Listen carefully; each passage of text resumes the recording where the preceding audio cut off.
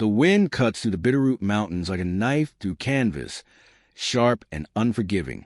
Claire Donnelly stands in front of what the county assessor generously called a historic structure, but what any reasonable person would call a death trap waiting to collapse. The barn is massive, 3 stories of weathered gray wood leaning slightly to the east, its roof sagging in the middle like the spine of an exhausted horse. $10. That's what she paid for it at the county tax auction. $10 for a building that's been abandoned since 1967, sitting on 2 acres of Montana scrubland that nobody wanted. The auctioneer had actually laughed when she raised her hand to bid, his voice echoing through the near-empty courthouse. Sold to the lady in the back. Ma'am, you just bought yourself a liability. He wasn't wrong. Claire is 52 years old, though she feels decades older on mornings like this when the cold settles into her joints and reminds her that she's not the woman she used to be. 3 years ago, she had a husband, a house in Missoula, a job as a school librarian, and a future that made sense. Then David died. Sudden, stupid, a heart attack while shoveling snow, and everything came apart like wet cardboard. The life insurance barely covered the funeral. The house had a second mortgage she didn't know about, debts David had hidden because he was proud and stubborn and thought he could fix everything himself. Within 8 months, she'd lost it all. The house, the job when the grief made it impossible to function, the carefully constructed middle-class life they'd built together. For the past year, she's been living in her car, a 2003 Honda Civic with 240,000 miles and a passenger door that doesn't quite close. She parks at truck stops, washes up in gas station bathrooms, works occasional shifts at a diner in Darby when they need extra help. It's not homelessness. Not exactly. She tells herself that because the alternative is too terrifying a name, but it's close enough that the distinction doesn't matter much anymore. The barn is her last desperate gamble. $10 for a roof, however questionable. $10 for walls, however full of holes. $10 for the possibility of not spending another winter in her car. She walks closer, her boots crunching on frost-stiffened grass. The November morning is bitter, her breath visible in the thin mountain air. The barn sits in a natural hollow, surrounded by ponderosa pine and Douglas fir, the Bitterroot Range rising in sharp peaks to the west. It's beautiful in a way that wild places are beautiful, indifferent to human suffering, magnificent in its remoteness. The main doors hang at angles, one completely off its hinges. Claire peers inside, letting her eyes adjust to the dimness. The interior is cavernous, easily 60 feet long and 40 wide, with hayloft on either side and a ceiling that soars to the peaked roof. Sunlight streams through gaps in the walls, creating shafts of dusty light that illuminate decades of abandonment. Scattered across the floor are the remnants of the barn's working life. Rusted farm equipment, rotted leather harnesses, broken crates, and what might have been stalled for horses or cattle, now just frameworks of splintered wood. The smell is overwhelming. Decay, animal droppings, mold, and underneath it all, the ghost scent of hay and livestock. This is home now. The thought should devastate her, but Claire is beyond devastation. She's in survival mode, has been for months. You don't cry about the barn you bought for $10. You figure out how to make it work. She's carrying everything she owns in 2 duffel bags and a backpack, clothes, a sleeping bag rated to 15 degrees, a camp stove, 3 paperback novels, a photograph of David taken on their 20th anniversary in Glacier Park, and $1,700 in cash. Every penny she has left in the world. Claire chooses a corner of the barn that seems structurally sound, away from the worst of the gaps in the walls. She sweeps the area with a push broom she found leaning against a post, clearing away debris and old straw. The physical work feels good, purposeful. She sets up her sleeping bag on a piece of plywood she drags over from a pile of salvaged lumber, creating a barrier between herself and the frozen ground. It's not much, but it's hers. No landlord, no mortgage, no one to tell her she can't stay. For the first time in a year, she has a space that belongs to her, however humble. Before we continue, tell us where you're tuning in from. And if this story is touching you already, make sure you're subscribed. I've got something extra special saved for tomorrow. The first night is brutal. The temperature drops to 18 degrees, and even inside the sleeping bag with all her clothes on, Claire shivers violently. The wind howls through the gaps in the walls, creating eerie whistling sounds that echo through the cavernous space. She can hear animals moving outside, deer probably, or elk, maybe coyotes. The isolation is complete. Her nearest neighbor, according to the county clerk, is 3 miles away on the other side of the ridge. She lies awake for hours, listening to the barn creak and settle around her. The building makes sounds like a living thing breathing, sighing, complaining about its age and disrepair. She thinks about David, about how he would have handled the situation. He was good at fixing things, patient with problems that overwhelmed her. He would have already been drawing up plans, measuring for repairs, figuring out how to make this wreck livable. But David is dead, and she's alone, and the barn is all she has. Sleep comes finally, fitful and thin. She wakes to weak sunlight filtering through the walls, and something else, a sound that doesn't belong. Footsteps. Not human footsteps, but the careful padding of something four-legged moving through the barn. Claire sits up slowly, her heart hammering.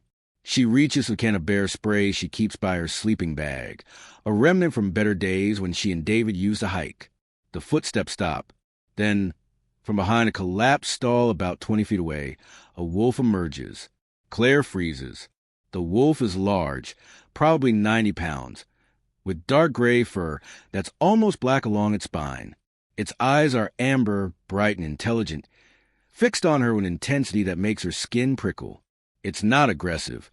Its ears are forward, curious rather than threatening, but it's wild and it's close, and Claire's bear spray suddenly feels inadequate. "Easy," she whispers, not sure if she's talking to the wolf or herself. The wolf tilts its head, considering her. Then it does something unexpected. It sits down. Just sits, like a dog waiting for a command, its tail curved around its haunches. They stare at each other across the dusty barn floor. Claire can see that the wolf is thin, ribs visible beneath its winter coat. There's something off about its movement, a slight favoring of its right front leg, as if it's injured or sore. "You're hurt," Claire says softly. The wolf's ears twitch at her voice. Slowly, moving with deliberate care, Claire reaches into her food supplies and pulls out a granola bar. It's her breakfast, one of only 6 she has left, but something in the wolf's eyes reminds her of her own desperate hunger, the kind that goes beyond physical need.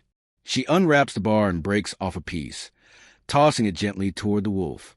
It lands about 6 feet from the animal. The wolf looks at the food, then back at Claire, then carefully leans forward and takes a granola in its mouth. It chews slowly, watching her the entire time. "I don't have much," Claire says, breaking off another piece. "But you look like you need it more than I do." She tosses a second piece. The wolf takes it, this time with less hesitation. They continue like this until the granola bar is gone, creating a strange ritual of trust, woman and wolf sharing breakfast in an abandoned barn at the edge of nowhere.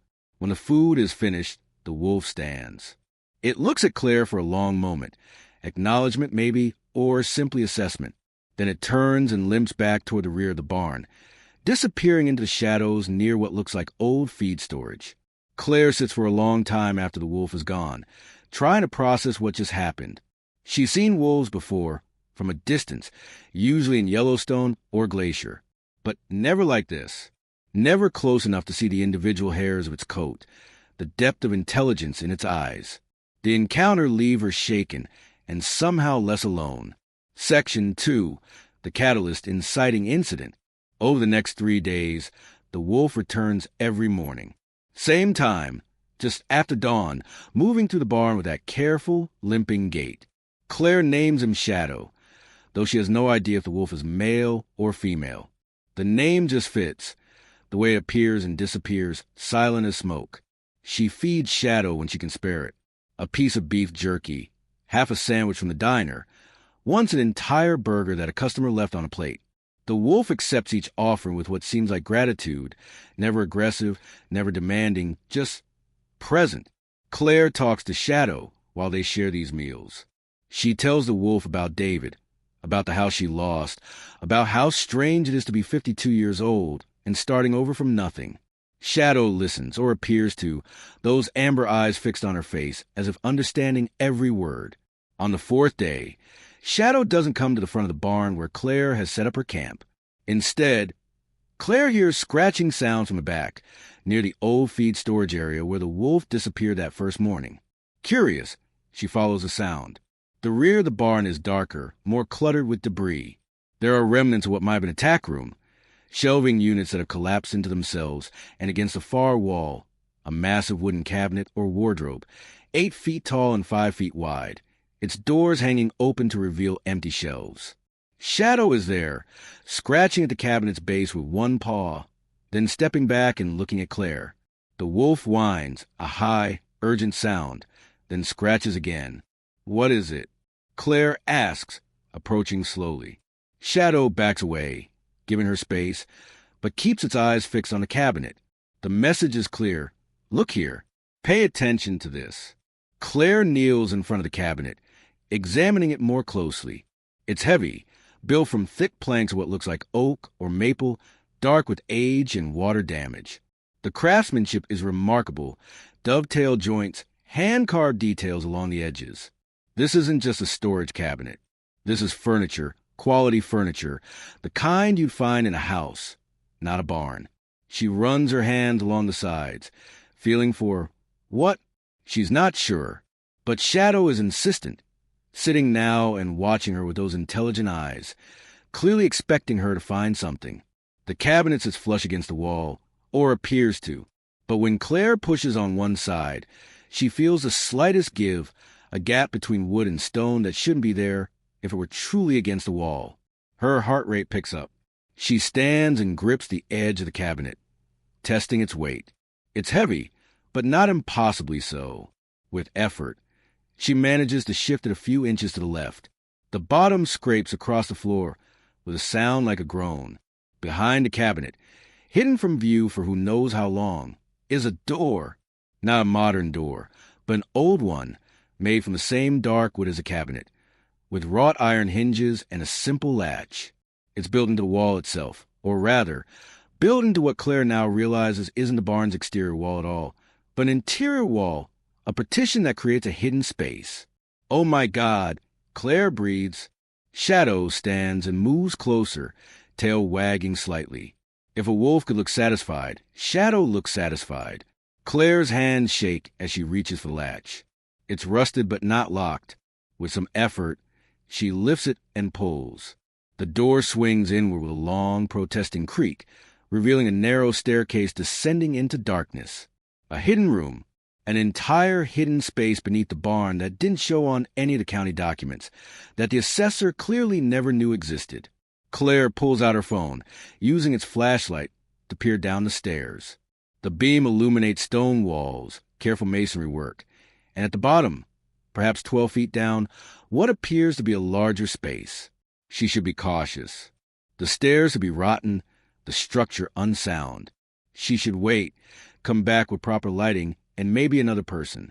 But Claire Donnelly has spent the last year being cautious, playing it safe, and where has that gotten her? Living in her car, eating granola bars for breakfast, buying a collapsing barn for $10. Caution hasn't saved her. Maybe risk will. She tests the first step. It's stone, solid beneath her weight. The second step, the same.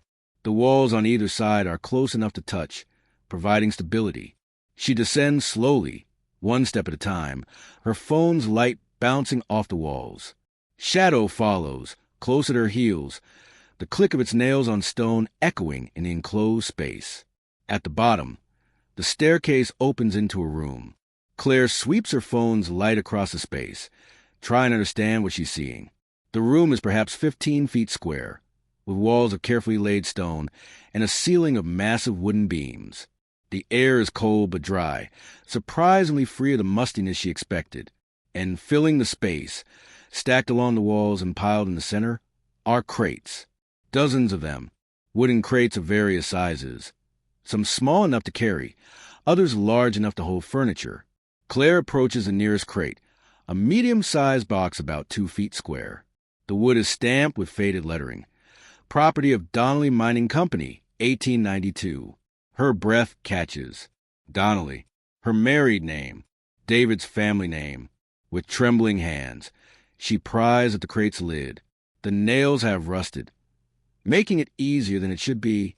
The lid comes free with a sharp crack that makes Shadow startle and whine.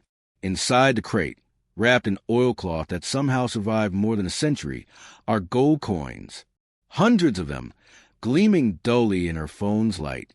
Not modern coins, but old ones with dates from the 1880s and early 1890s. Claire sits down hard on the stone floor, her legs suddenly unable to hold her. She stares at the coins, her mind refusing to process what she's seeing. Then she looks around the room at the dozens of other crates, all stamped with the same company name. Donnelly Mining Company. David's family. His great-great-grandfather's business, according to family stories David used to tell. A silver mine operation in the Bitterroots that went bust in 1893 during the silver panic. Or that's what the family history claimed. But if the mine went bust, why is there a hidden room full of gold coins under an abandoned barn? Shadow moves close to Claire and presses against her side, warm and solid. She puts her hand on the wolf's head, needing the contact, the confirmation that this is real, that she's not hallucinating from stress and hunger. "What is this?" she whispers to Shadow, to the room, to the ghost of David's great-great-grandfather who apparently hid a fortune beneath the barn. "What did you find?" The wolf doesn't answer, of course, but those amber eyes seem to say, everything. I found everything. Section 3. The first reveal mystery deepens. Claire spends the next hour opening crates. Not all of them. There are too many, but enough to understand the scope of what she's discovered. Gold coins in various denominations, some American, some foreign. Silver bars stamped with assessor marks from the 1890s. Bundles of stock certificates from mining companies, railroad companies, banks that may or may not still exist. Leather-bound ledgers filled with careful handwriting documenting transactions, claims, shipments. And in one small crate, wrapped in what was once velvet, but has long since deteriorated, jewelry. Not costume jewelry, but serious pieces. Rings with stones that might be diamonds or rubies, necklaces with gold chains thick enough to be measured in ounces, brooches and pins that belong to another era. The sheer volume of wealth is staggering. Claire has no idea what it's all worth. Tens of thousands? Hundreds of thousands? More? But it's enough to change her life. Enough to buy a real house, to never sleep in her car again, to breathe without the constant weight of financial terror pressing on her chest. But as she sits among the open crates, her initial excitement begins to give way to something more complex. Questions. Complications. The creeping awareness that finding a fortune is one thing, but keeping it, claiming it, explaining it, that's something else entirely. She picks up one of the ledgers and flips through it carefully. The handwriting is precise, old-fashioned, recording transactions from 1891 and 1892. She sees the name Augustus Donnelly repeated throughout. David's great-great-grandfather, the man who supposedly lost everything in the silver panic. But the ledger tells a different story. Augustus Donnelly didn't lose his fortune. He hid it, deliberately moved assets from a mine to this location.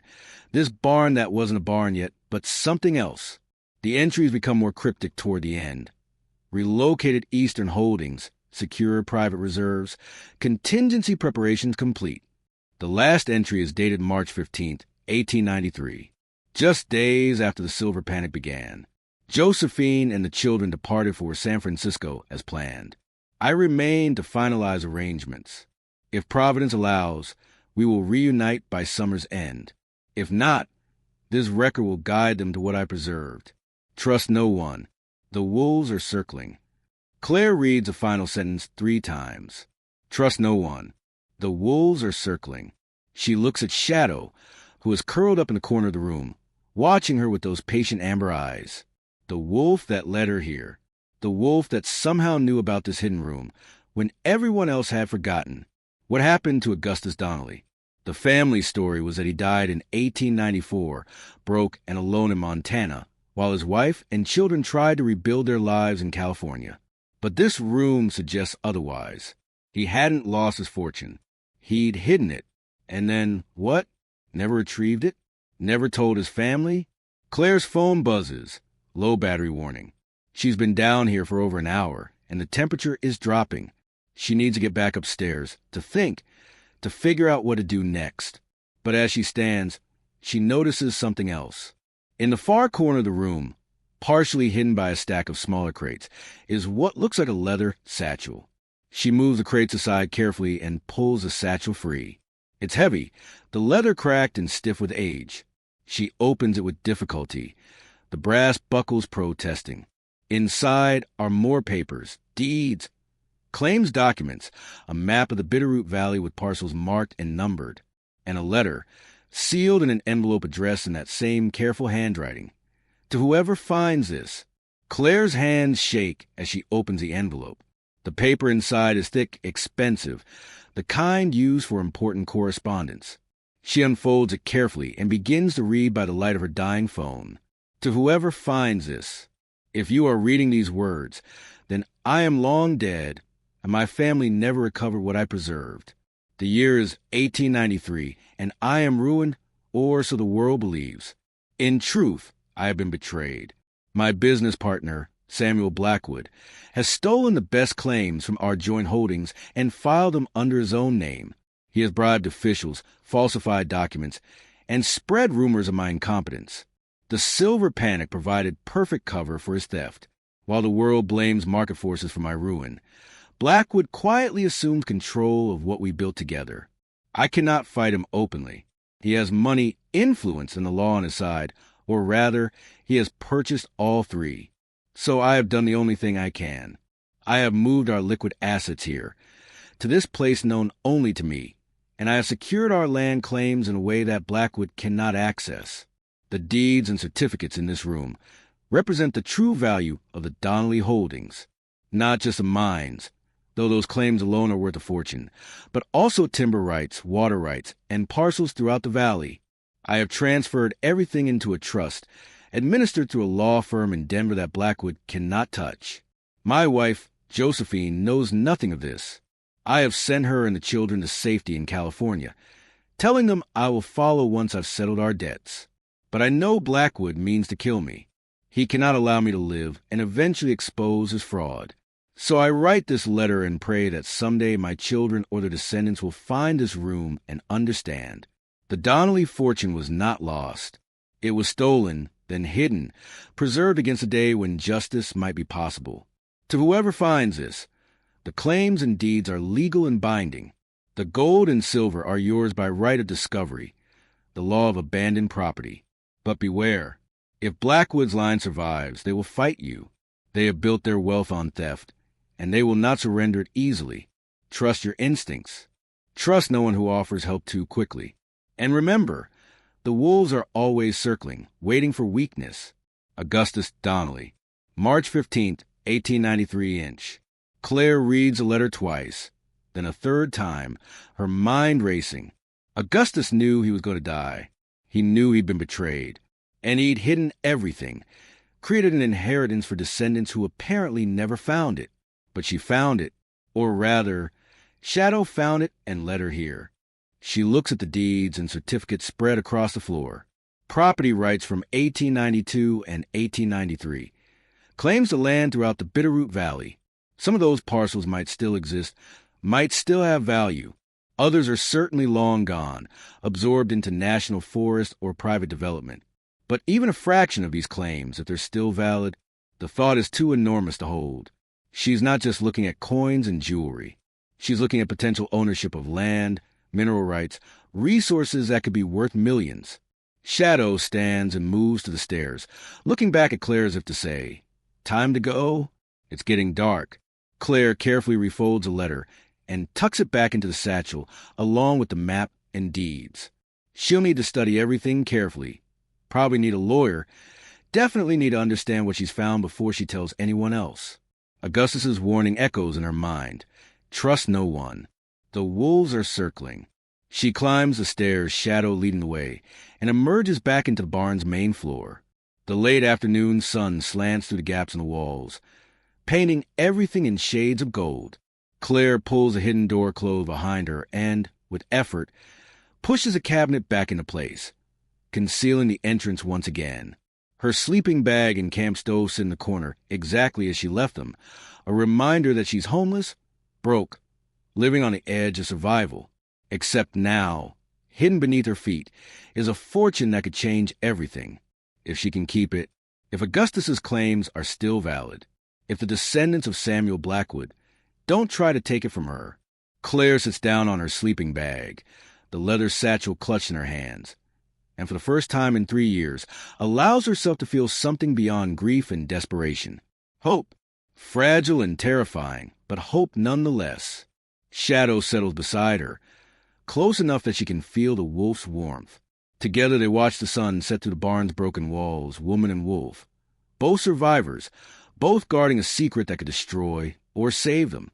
The wind picks up as darkness falls, whistling through the barn's gaps.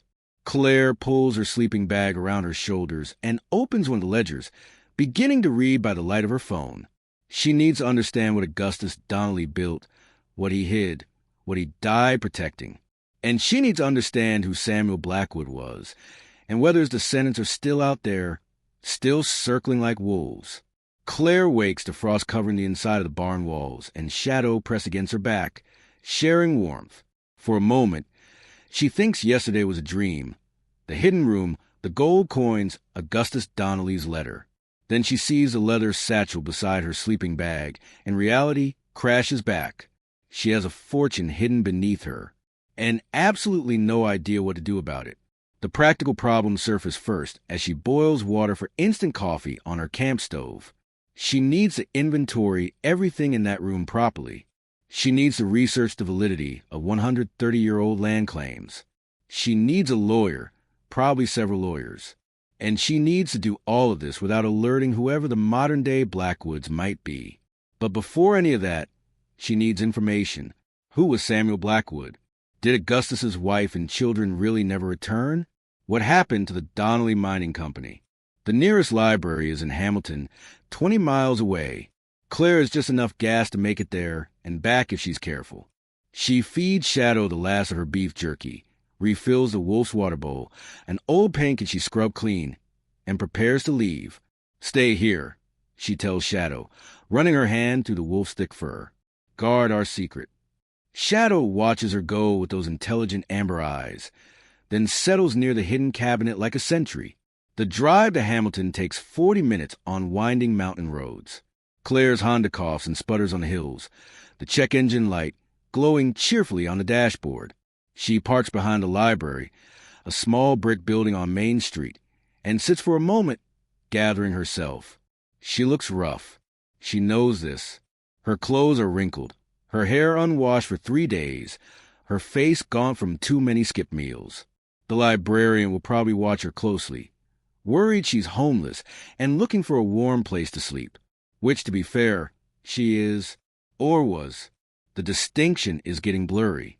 Inside, the library is blessedly warm. The librarian, a woman in her 60s with reading glasses on a beaded chain, looks up from her desk.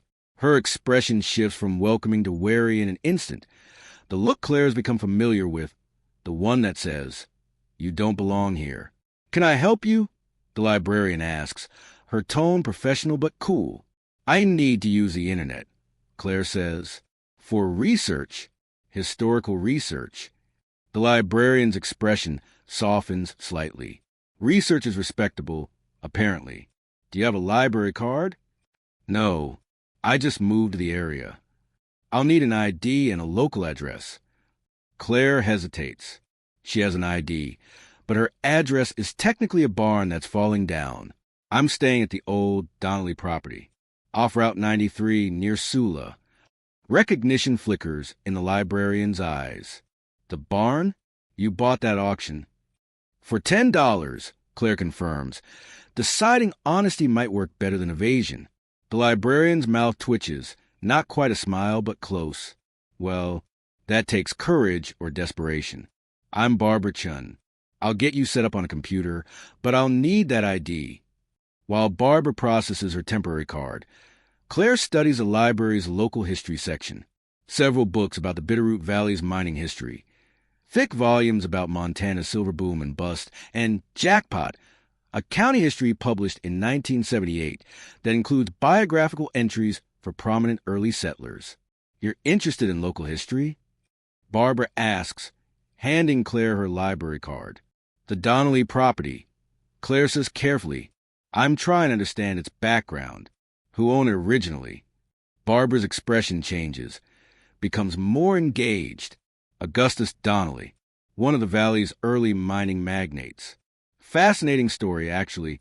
He and his partner, Samuel Blackwood, ran the largest silver operation in the region until the Panic of 1893. Donnelly lost everything and died broke. Blackwood went on to become one of Montana's wealthiest men. The way Barbara says it, casual and matter-of-fact, makes Claire's stomach tighten. This is the official story, the accepted history. Augustus lost everything. Blackwood prospered. No mention of theft, betrayal, hidden fortunes. What happened to Donnelly's family? Claire asks.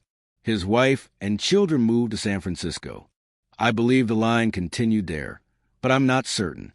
The Blackwoods, on the other hand, are still prominent. Richard Blackwood owns the largest timber operation in the valley. His family's been here for 6 generations. 6 generations. Still here. Still wealthy. Built on theft. If Augustus's letter is to be believed. Claire takes the county history book to one of the library's computers and begins searching.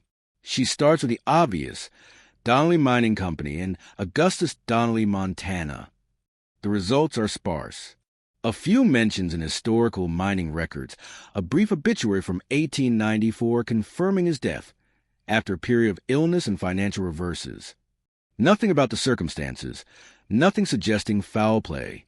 She tries Samuel Blackwood, 1890s Montana, and gets substantially more results. Blackwood Mining Corporation, founded 1894, major silver and later copper producer, expanded into timber in the 1920s. The family fortune estimated in the hundreds of millions by the 1980s. One article from a business journal, dated 2019, profiles Richard Blackwood, current CEO of Blackwood Industries, continuing a tradition of resource management that began with his great-great-grandfather's mining operations in the 1890s.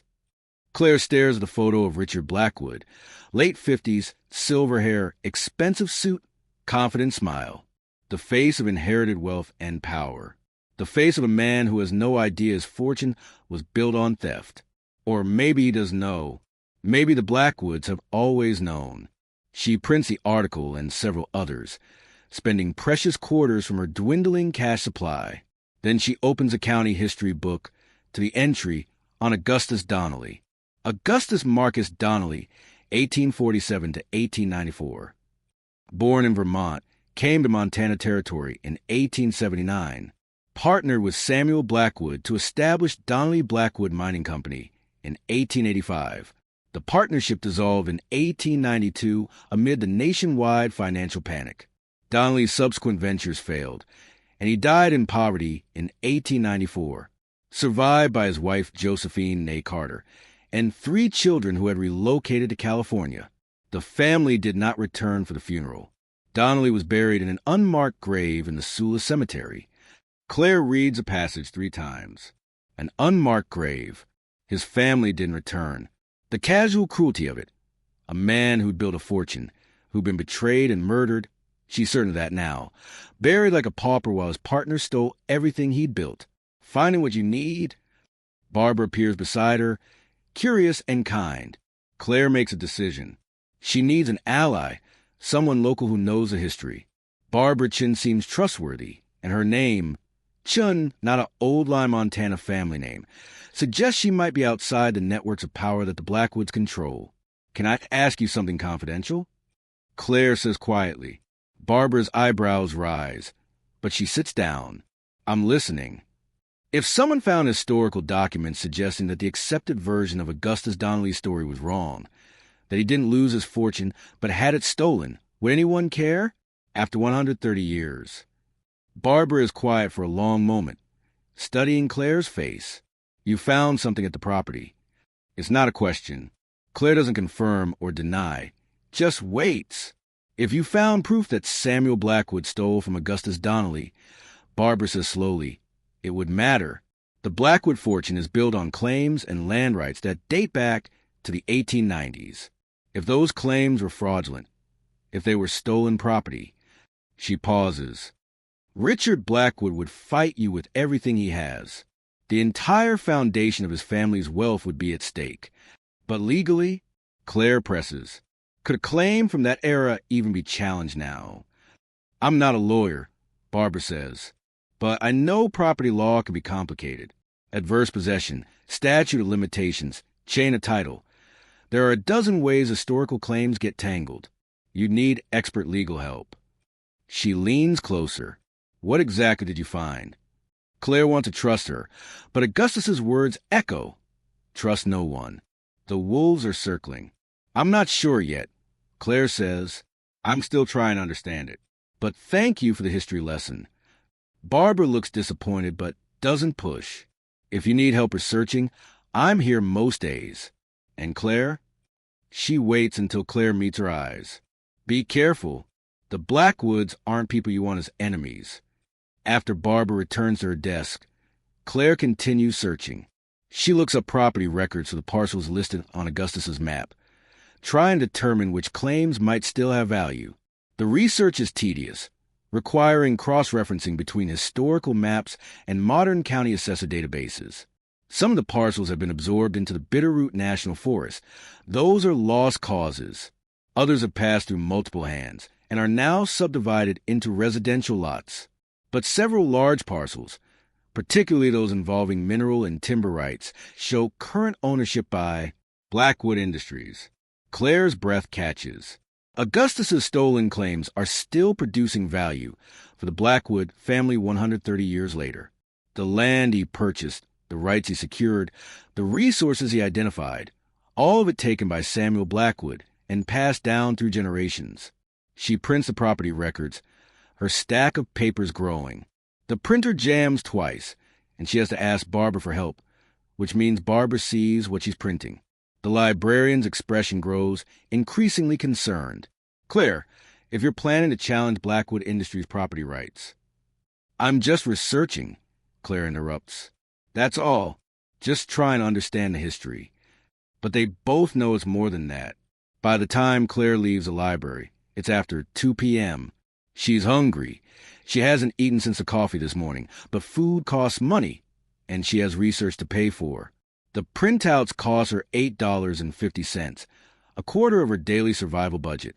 She stops at a gas station and buys a bag of chips and a candy bar for $3.75, eating them in her car while studying the property records. The sugar helps her think, sharpens the edges of a plan forming in her mind. She needs a lawyer, not just any lawyer, but someone who specializes in property law, historical claims, maybe even fraud. Someone who won't be intimidated by the Blackwood name and money. And she needs to know more about what happened to Augustus. The official story says he died of illness and poverty. But Augustus's letter suggested he expected to be killed. Was it murder made to look like natural causes? And if so, is there any record of it? Claire drives to the county courthouse next, a stern brick building that houses the clerk's office and public records. The woman behind the counter is young and bored, scrolling through her phone until Claire approaches. I need to see death records from 1894, Claire says, specifically for Augustus Donnelly. The clerk sighs. Historical records are in the basement. You'll have to request them specifically. Fill out this form. The form asks for the purpose of the request. Claire writes genealogical research, which is technically true. David was Augustus' descendant, which makes Claire connected by marriage, if not blood. The clerk disappears for 20 minutes. When she returns, she's carrying a single sheet of paper in protective sleeve, a death certificate, handwritten and faded but still legible. Augustus Marcus Donnelly, died April 3rd, 1894. Cause of death, pneumonia complicated by malnourishment. Attending physician, Dr. Robert Marsh. Informant, Samuel Blackwood. Claire stares at the informant line. Samuel Blackwood reported Augustus's death. Samuel Blackwood, the man who stole everything, was the one who told authorities that his former partner had died. Can I get a copy of this? Claire asks. $2 per page. Claire hands over $2 precious and watches as the clerk makes a photocopy. Pneumonia and malnourishment, the classic killers of poverty and despair in the 1890s. Easy to fake, easy to explain, impossible to question 130 years later. But Augustus's letter was dated March 15th, 1893. He died April 3rd, 1894, more than a year later. Had he spent that entire year hiding, knowing Blackwood was hunting him? Or had Blackwood kept him alive for some reason, perhaps trying to extract information about where the assets were hidden? Claire will never know for certain. But the timeline troubles her.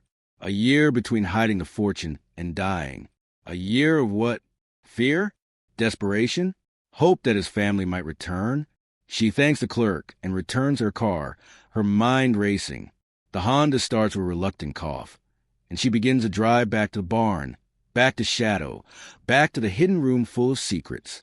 The sun is setting as she navigates the mountain roads, painting the Bitterroots in shades of orange and pink. It's beautiful, this valley. Augustus must have loved it once, before betrayal turned it into his prison. Claire thinks about David, about how he died suddenly without warning, without time to say goodbye or finish what he'd started. At least Augustus had time to plan, to hide his fortune, to leave a record. But he died alone, buried in an unmarked grave, his wife and children never knowing what he preserved for them. Until now, until Claire found it. Or rather, until Shadow found it and led her there. The wolf is waiting when she returns, standing near the barn's entrance as if keeping watch. Shadow's tail wags when Claire's car pulls up, a gesture so dog-like it makes her smile despite everything. "Hey, friend," Claire says, climbing out of the car. "I found some things. Complicated things." Shadow follows her inside. Claire lights the camping lantern she bought at a thrift store and spreads her research across a piece of plywood she's using as a makeshift table. Property records, historical articles, the death certificate, the map from Augustus's satchel. She compares Augustus's map to the modern property records, marking the parcels that Blackwood Industries currently owns. The overlap is substantial. At least 8 major parcels that Augustus had claimed are now registered to the Blackwood family.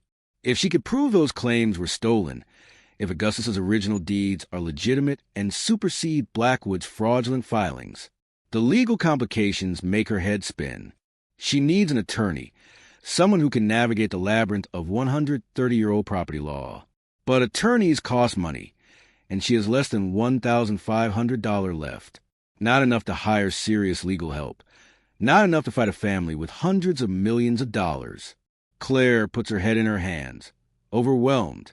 The fortune beneath her feet might as well be on the moon if she can't access it legally, can't claim it without being crushed by Blackwood's lawyers. Shadow whines softly and pushes against her leg, offering comfort. Claire runs her fingers through the wolf's fur, drawing strength from the contact. "We'll figure it out," she tells Shadow. "Augustus hid this for 130 years waiting for someone to find it. I'm not going to let it get stolen again." That night, as Claire lies in her sleeping bag with Shadow curled beside her, she makes a decision. Tomorrow, she'll go back to the hidden room and do a complete inventory. She'll photograph everything, document every coin, every deed, every piece of evidence.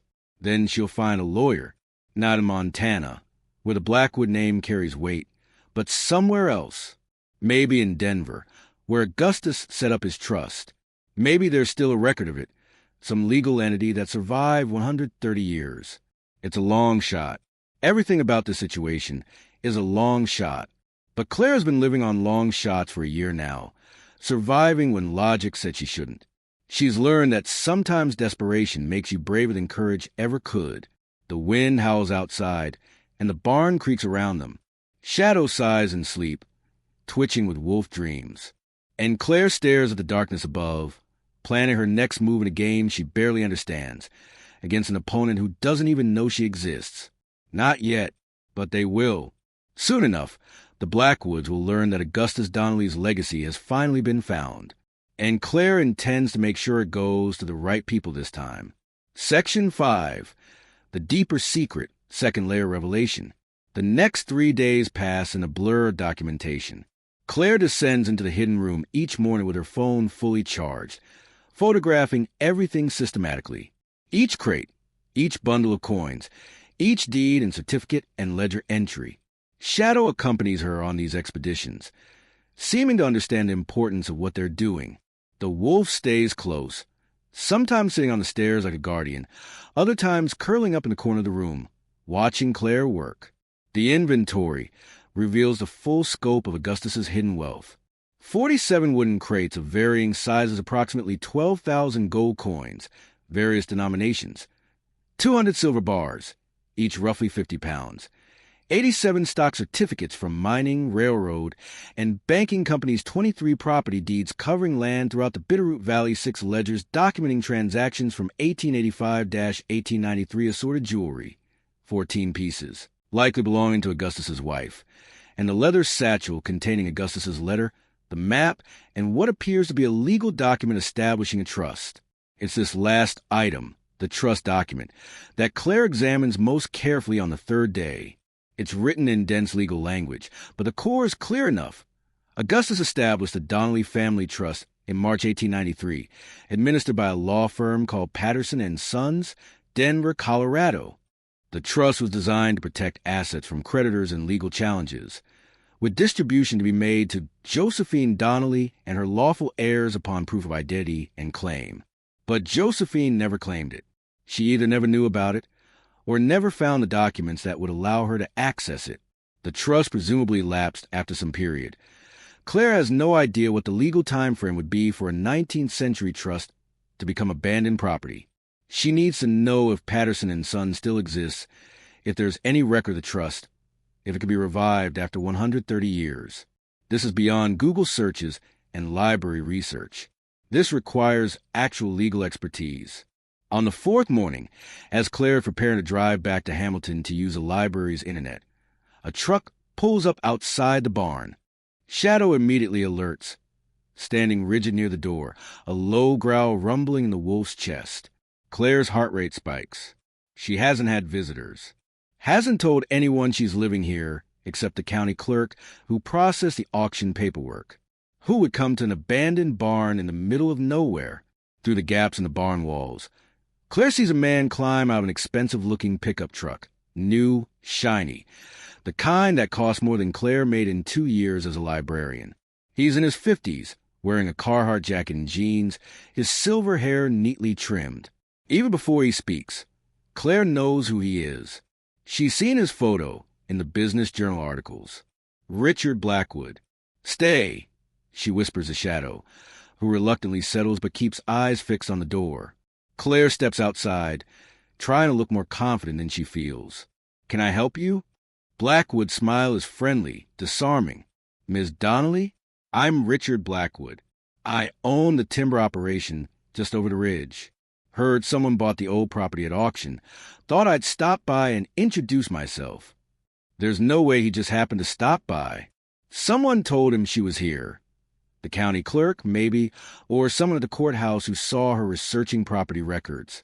"Claire Donnelly," she says, not offering her hand. "And yes, I bought it for $10. His smile widens. "Best bargain in the county, I'd say, though I'm not sure about the structural integrity." He glances at the barn's sagging roof. Building like this, abandoned since the 60s, it's a liability more than an asset. "I actually stopped by to make you an offer." Claire's stomach tightens. "An offer? I'll give you $5,000 for property," Blackwood says casually. "Cash today. That a 50,000% return on your investment in what, a week? Not bad. $5,000. A month ago, it would have seemed like a fortune. Now, knowing what's hidden beneath her feet, it's laughable, but she can't let him know that. "Why would you want this place?" Claire asks. "Like you said, it's a liability. Sentimental reasons, mostly." Blackwood says easily, "My great-great-grandfather knew the man who built this barn, Augustus Donnelly. I'm something of a local history buff. I'd like to preserve it, maybe turn it into a heritage site." The lie is smooth practice, but Claire sees through it.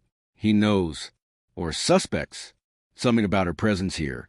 Her research has triggered alarm bells. "I appreciate the offer," Claire says carefully, "but I'm not looking to sell. I just bought it." Blackwood's smile doesn't waver, but something in his eyes hardens. Ms. Donnelly, I don't think you understand the condition of this structure. It's dangerous. One good windstorm, and the whole thing could collapse. I'd hate to see someone get hurt. The implicit threat is clear: leave or face consequences. I'll take my chances. Claire says, "Thanks for stopping by." She turns to go back inside, but Blackwood's voice stops her. "You're David Donnelly's widow, aren't you?" Claire turns slowly. "How did you know that?" "Small Valley. Word gets around. I knew David, not well, but we crossed paths a few times. Good man. I was sorry to hear about his passing." Blackwood pauses. "It's interesting, though, you buying property that shares his family name. I don't suppose you're aware of the connection?" "What connection?" "Augustus Donnelly, who built this barn, was David's great-great-grandfather. This property was in his family once, before it was lost in the 1890s. Blackwood watches her face carefully. "Makes me wonder if you knew that when you bought it. If maybe you're here looking for something." Claire's mind races. Does he know about the hidden room? About the trust? Or is he fishing, trying to gauge what she knows? "I'm here because I needed a roof," Claire says flatly. "That's all." "Of course." Blackwood pulls a business card from his pocket and hands it to her. "If you change your mind about selling, call me. Anytime, day or night. I'm a generous buyer when I want something." He climbs back into his truck and drives away, leaving Claire standing in the cold with his card in her hand and fear crawling up her spine. Shadow emerges from the barn, no longer growling but tense, watching the direction the truck disappeared. "He knows something," Claire says to the wolf. "He knows I'm connected to Augustus, and he's worried." She looks at Blackwood's card. Richard Blackwood, CEO, Blackwood Industries. Family legacy since 1894. Since 1894, the year Augustus died. The year Samuel Blackwood stole everything and built an empire on fraud. Claire goes back inside and pulls out her phone, her hands shaking. She Googles Patterson & Sons law firm, Denver, Colorado, and finds, miraculously, that a firm by that name still exists. The website shows a prestigious downtown Denver address and a practice focused on trust and estate law. Patterson, Mitchell & Sons, serving Colorado families since 1887. The same firm, still in business 138 years later. Claire calls a number before she can talk herself out of it. The receptionist who answers sounds professional, slightly bored. "Patterson, Mitchell & Sons. How may I direct your call?" "I need to speak with someone about a very old trust," Claire says. "From 1893, the Donnelly Family Trust." There's a pause. "One moment, please." Claire is put on hold, listening to classical music for what feels like forever. Then a new voice comes on the line, male, older, cultured. "This is James Patterson. You mentioned the Donnelly Trust." "Yes, I'm Claire Donnelly. I'm calling about a trust that was established by Augustus Donnelly in March 1893, administered by your firm." Another pause, longer this time. "Ms. Donnelly, I'm going to need to verify some information. Can you tell me how you came to know about this trust?" Claire takes a breath. "I found the original trust documents, along with other materials that Augustus Donnelly hid before his death." "Where did you find these documents?" "In Montana, at a property that belonged to Augustus, a barn near Sula." She can hear papers rustling on the other end of the line, the click of computer keys. "Ms. Donnelly, if what you're saying is true, you've discovered something quite remarkable. The Donnelly Family Trust is one of our firm's oldest dormant accounts. We've maintained a legal structure for 131 years, waiting for a legitimate heir to come forward with proof of claim." Claire's heart pounds. "The trust still exists?" "In legal terms, yes. The assets held in trust have been managed conservatively over the decades. However," Patterson pauses. "Ms. Donnelly, I need to be clear. Making a claim on a dormant trust requires substantial documentation, proof of lineage, proof of Augustus Donnelly's death, proof that no prior claims have been made. And if the trust holds significant assets, there may be tax implications, legal challenges, competing claims." "What kind of assets are we talking about?" Claire interrupts. I'm not at liberty to discuss specifics over the phone with an unverified claimant. But I can tell you that when the trust was established, it held mining claims, property deeds, and financial instruments with a stated value of approximately $200,000 in 1893 dollars. Claire does quick mental math. $200,000 in 1893. With 131 years of conservative investment growth, the amount could be astronomical. What do I need to do to make a claim? She asks. You'll need to come to Denver. Bring every document you found. The trust papers, any deeds, any correspondence from Augustus Donnelly. I'll need to verify their authenticity. And you'll need proof of your connection to Augustus. I'm connected through marriage, Claire says. My late husband, David Donnelly, was Augustus's great-great-grandson. Then you'll need David's birth certificate, your marriage certificate, his death certificate, and family records tracing his lineage back to Augustus. Can you provide those? Yes. Claire thinks of the box of important documents she has stored in her car, the paperwork from David's death, their marriage license, family records David had kept because he was sentimental about his Montana roots. How soon can you be in Denver? Patterson asks. I don't know. I'd need to drive and... Ms. Donnelly, if you've truly found the Donnelly Trust documents, you need to understand something. You're not the only person who might have an interest in this. The original trust was established to protect assets from parties who had defrauded Augustus Donnelly. Those parties' descendants may still have a stake in keeping this quiet. You mean the Blackwoods? Silence. Then, I'd mention any names. You didn't have to, Claire says. Richard Blackwood was just here, offering to buy my property. He knows something. Then you need to move quickly. Patterson says, his voice urgent now. Get those documents and get to Denver. I can meet with you as early as tomorrow afternoon, if you can make it. Once we establish your claim, we can pursue legal protections. But until then, he doesn't finish the sentence. Until then, Claire is vulnerable. A woman alone with a fortune in gold and a century-old secret that powerful people want to keep buried. I'll be there tomorrow, Claire says. After hanging up, she sits for a long moment, her mind racing.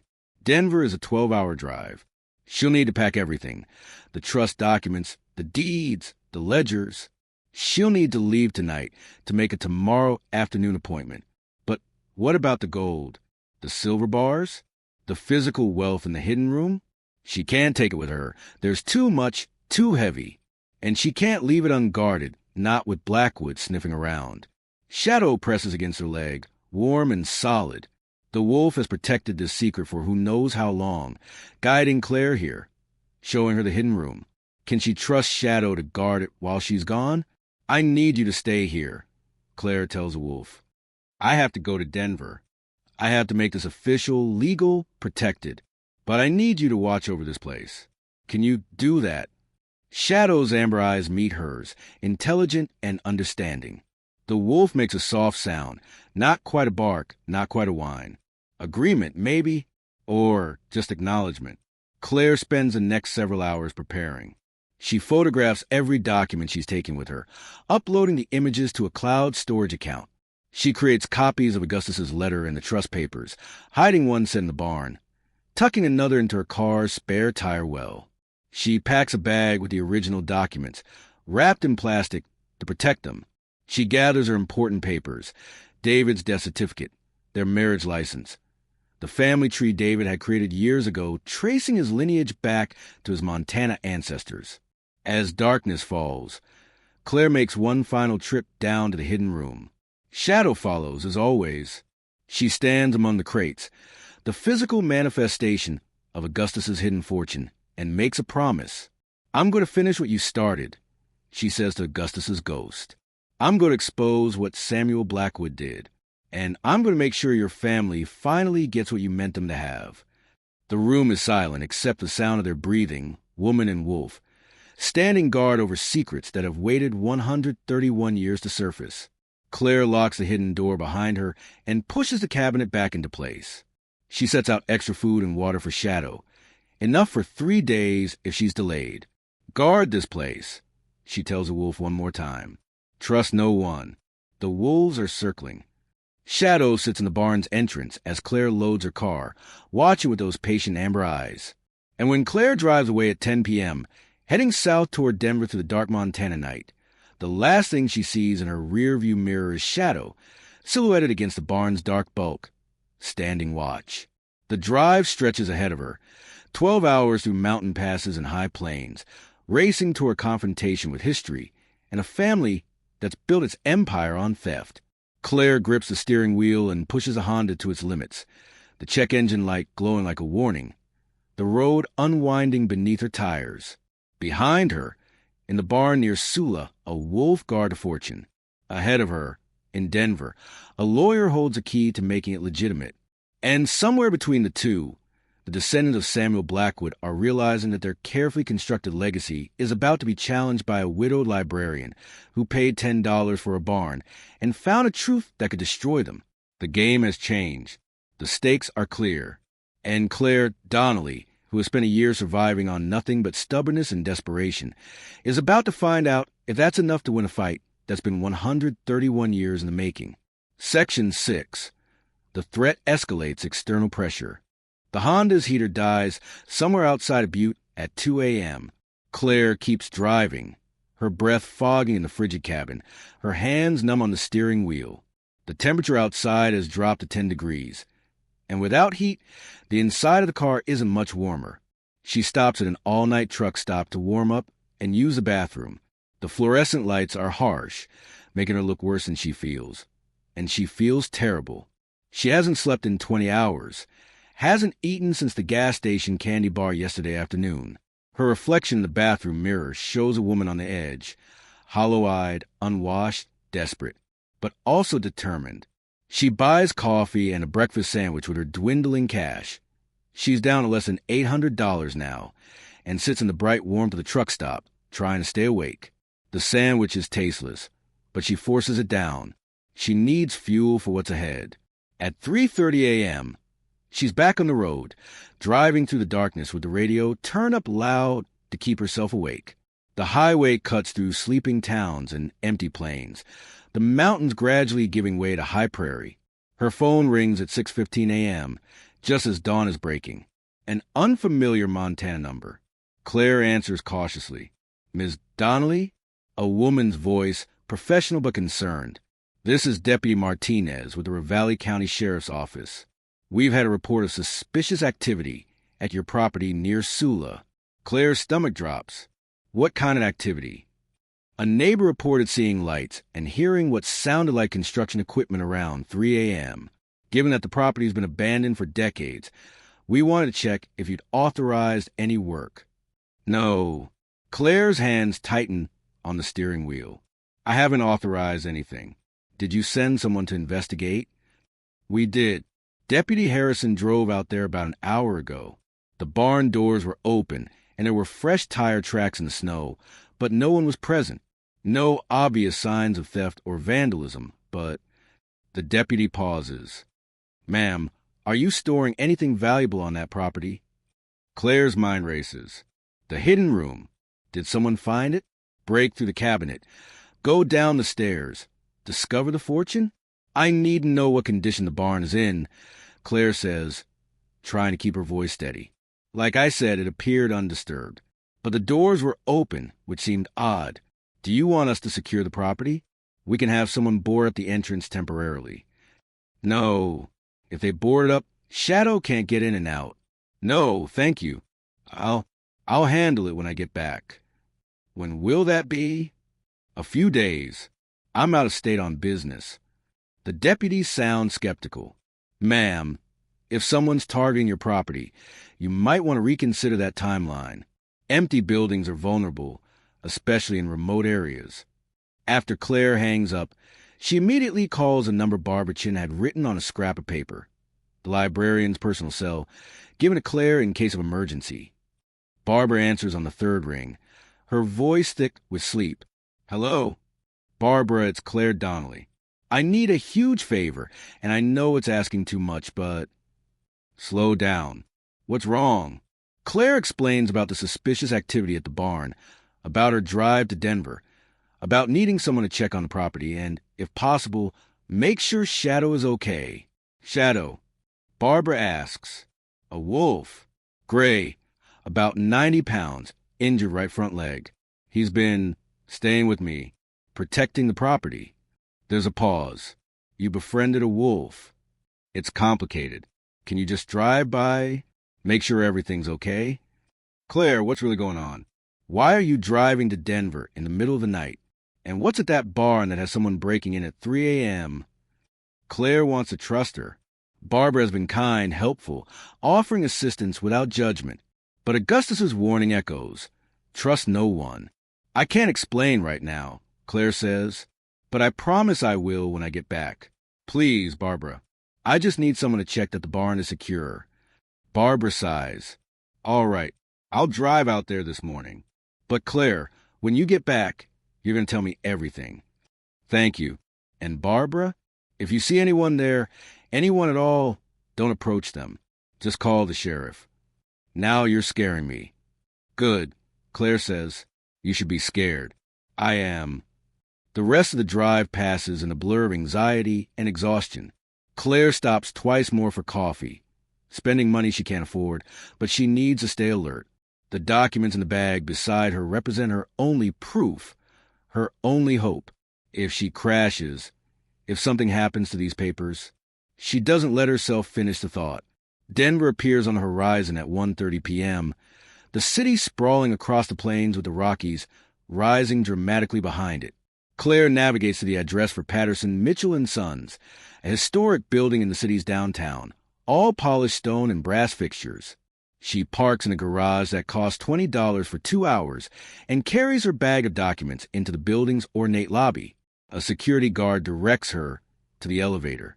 9th floor. The law firm's reception area is exactly what she expected. Expensive furniture, original artwork, the smell of old money and older secrets. The receptionist looks at Claire, rumpled, exhausted, clearly having slept in her car, with poorly concealed distaste. I have an appointment with James Patterson. Claire says. Claire Donnelly. The receptionist checks her computer. Mr. Patterson is expecting you. Please have a seat. Claire sits on a leather chair that probably costs more than her car and waits. She's aware of how she must look, how she must smell, but she's past caring about appearances. She has documentation of a 131-year-old fraud and a fortune hidden in a Montana barn. That's all that matters. James Patterson emerges from an inner office 10 minutes later. He's in his 70s, impeccably dressed in a 3-piece suit, with silver hair and sharp blue eyes that assess Claire in seconds. Ms. Donnelly, please come in. His office is lined with law books and antique maps. Patterson gestures to a chair across from his mahogany desk and sits, folding his hands in front of him. I've spent the last 18 hours researching the Donnelly family trust, he says without preamble. And I have to tell you, Ms. Donnelly, if your claim is legitimate, this is one of the most extraordinary cases I've encountered in 40 years of practice. If my claim is legitimate? Claire says, I thought you said the trust still existed. The trust exists, yes, but that doesn't mean your claim to it is valid. I need to see your documentation.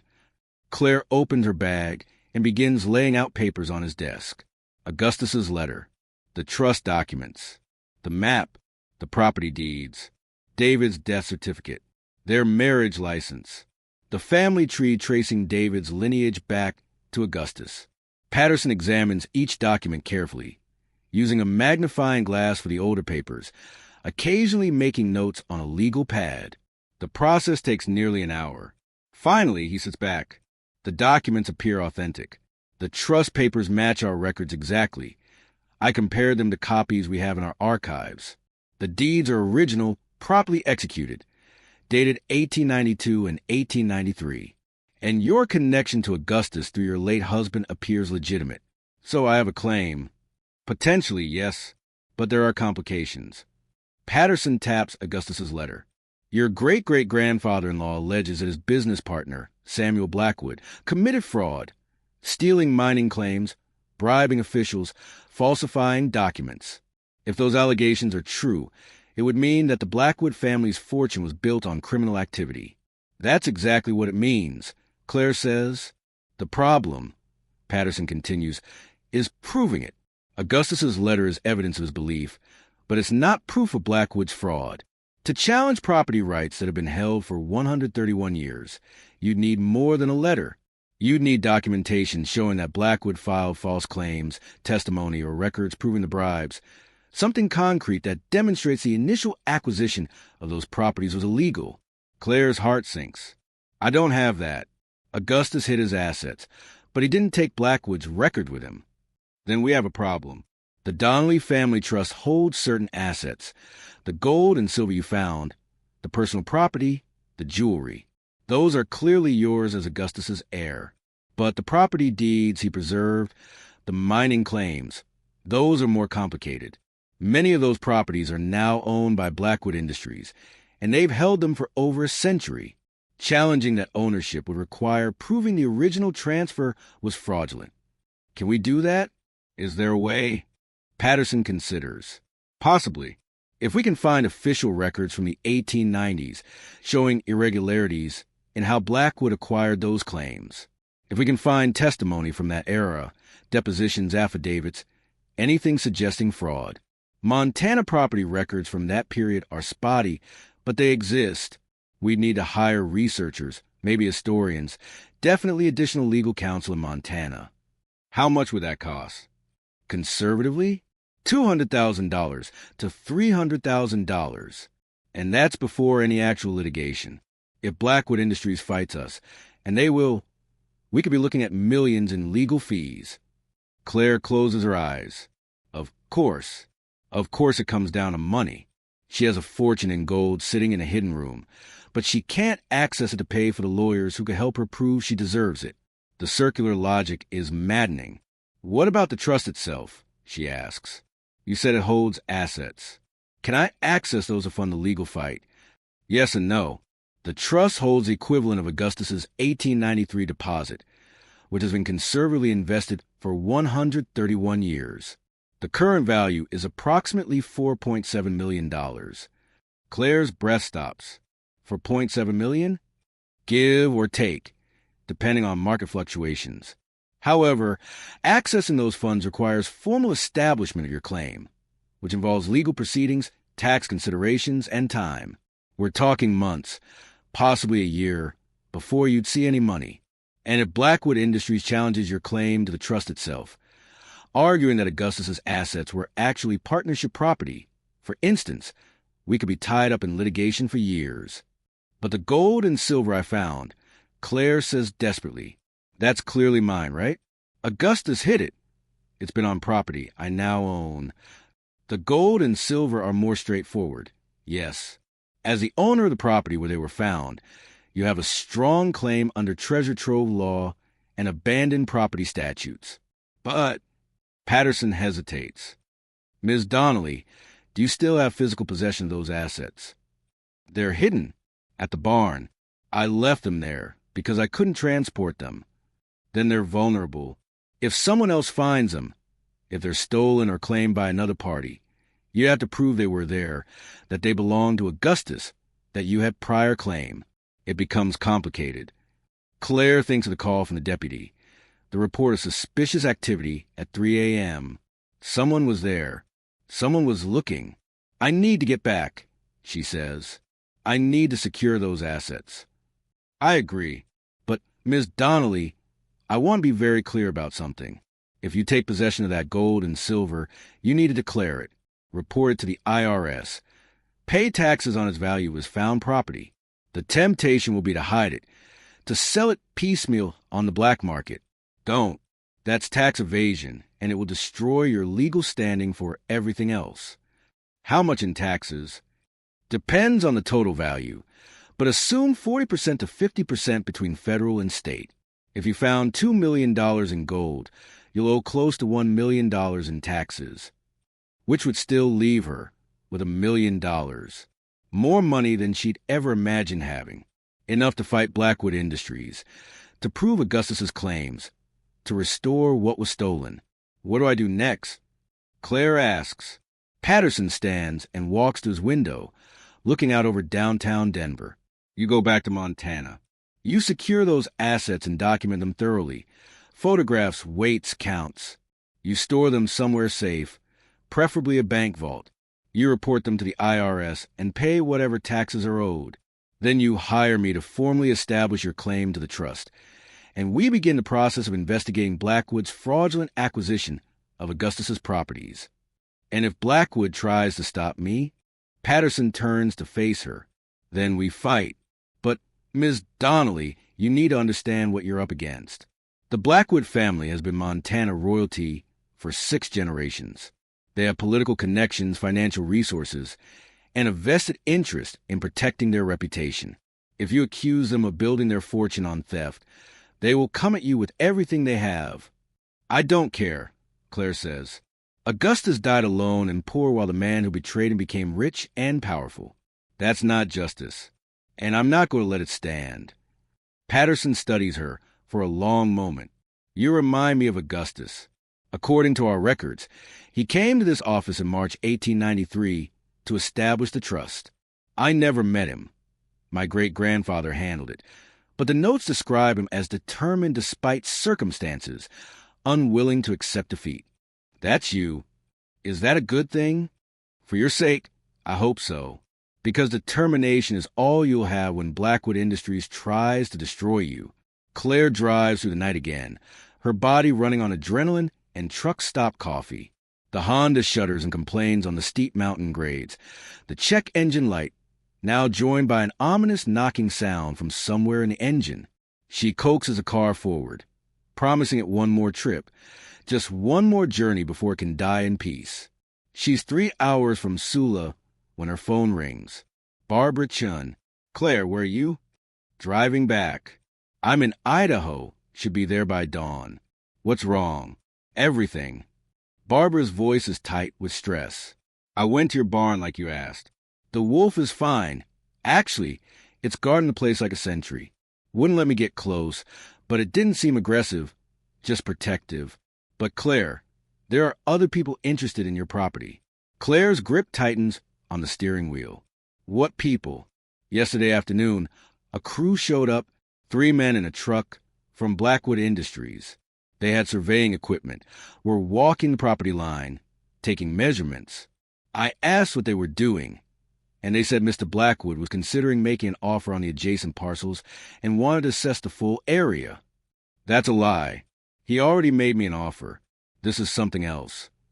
I know, because this morning, I got a call from a lawyer, someone named Gerald Hutchins, representing Blackwood Industries. He wanted to know if I had information about you, about why you were researching historical property records. Said there were questions about the legitimacy of the tax auction sale, that there might be existing liens or claims on the property that weren't properly disclosed. That's bullshit, Claire says. The county cleared the title before the auction. I know that and you know that. But Hutchins said they were filing a motion to freeze any transactions involving the property pending a full title review. Claire, they're trying to tie you up in legal proceedings so you can't do anything with what you found. Claire's mind races. If Blackwood can freeze the property in litigation, she can't claim the gold as treasure trove, can't establish her ownership, can't access the assets to fund the legal fight. It's a perfect trap. How long do I have? Hutchins said the motion would be filed Monday morning. Today's Friday. You have the weekend. 48 hours to secure a fortune, document it, get off the property before Blackwood's lawyers can lock everything down. Barbara, I need help. Real help. And I need you to decide if you're willing to get involved in something that could get complicated and possibly dangerous. I'm already involved, Barbara says. And I'm not stupid. I know you found something at that barn, something that the Blackwood family doesn't want you to have. So yes, I'm willing to help. What you need, I need to move something heavy, very heavy, and I need to do it quietly before Monday. How heavy are we talking? About 10,000 pounds of gold and silver bars, plus documentation that proves the Blackwood fortune was built on fraud. There's a long silence. Then Barbara laughs, slightly hysterical. You're serious. Completely. Jesus Christ, Claire. When you said you'd explain everything, I thought you meant you found some old coins or maybe a vintage car. You're telling me there's 5 tons of precious metals hidden in that barn. More or less. Can you help me or not? Another pause. My brother-in-law has a flatbed truck, and my nephew works construction. He has equipment for moving heavy loads. If I tell them this is urgent and pay them in cash, they'll help without asking too many questions. But Claire, where are we moving this to? You can't just drop 10,000 pounds of gold at a storage unit. The bank, Claire says. We need to get to a bank in Missoula or Hamilton, somewhere with vault storage. Once it's a secure facility, Blackwood can't touch it. Banks are closed on weekends. Fuck. Claire hadn't thought of that. Of course banks are closed on weekends. Then we secure it temporarily at the barn, document everything, and first thing Monday morning we move it before Blackwood's motion can be heard. That's cutting it very close. It's all we've got.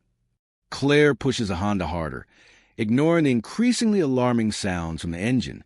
She crosses into Montana as the sun rises over the Bitterroots, painting the mountains in shades of pink and gold.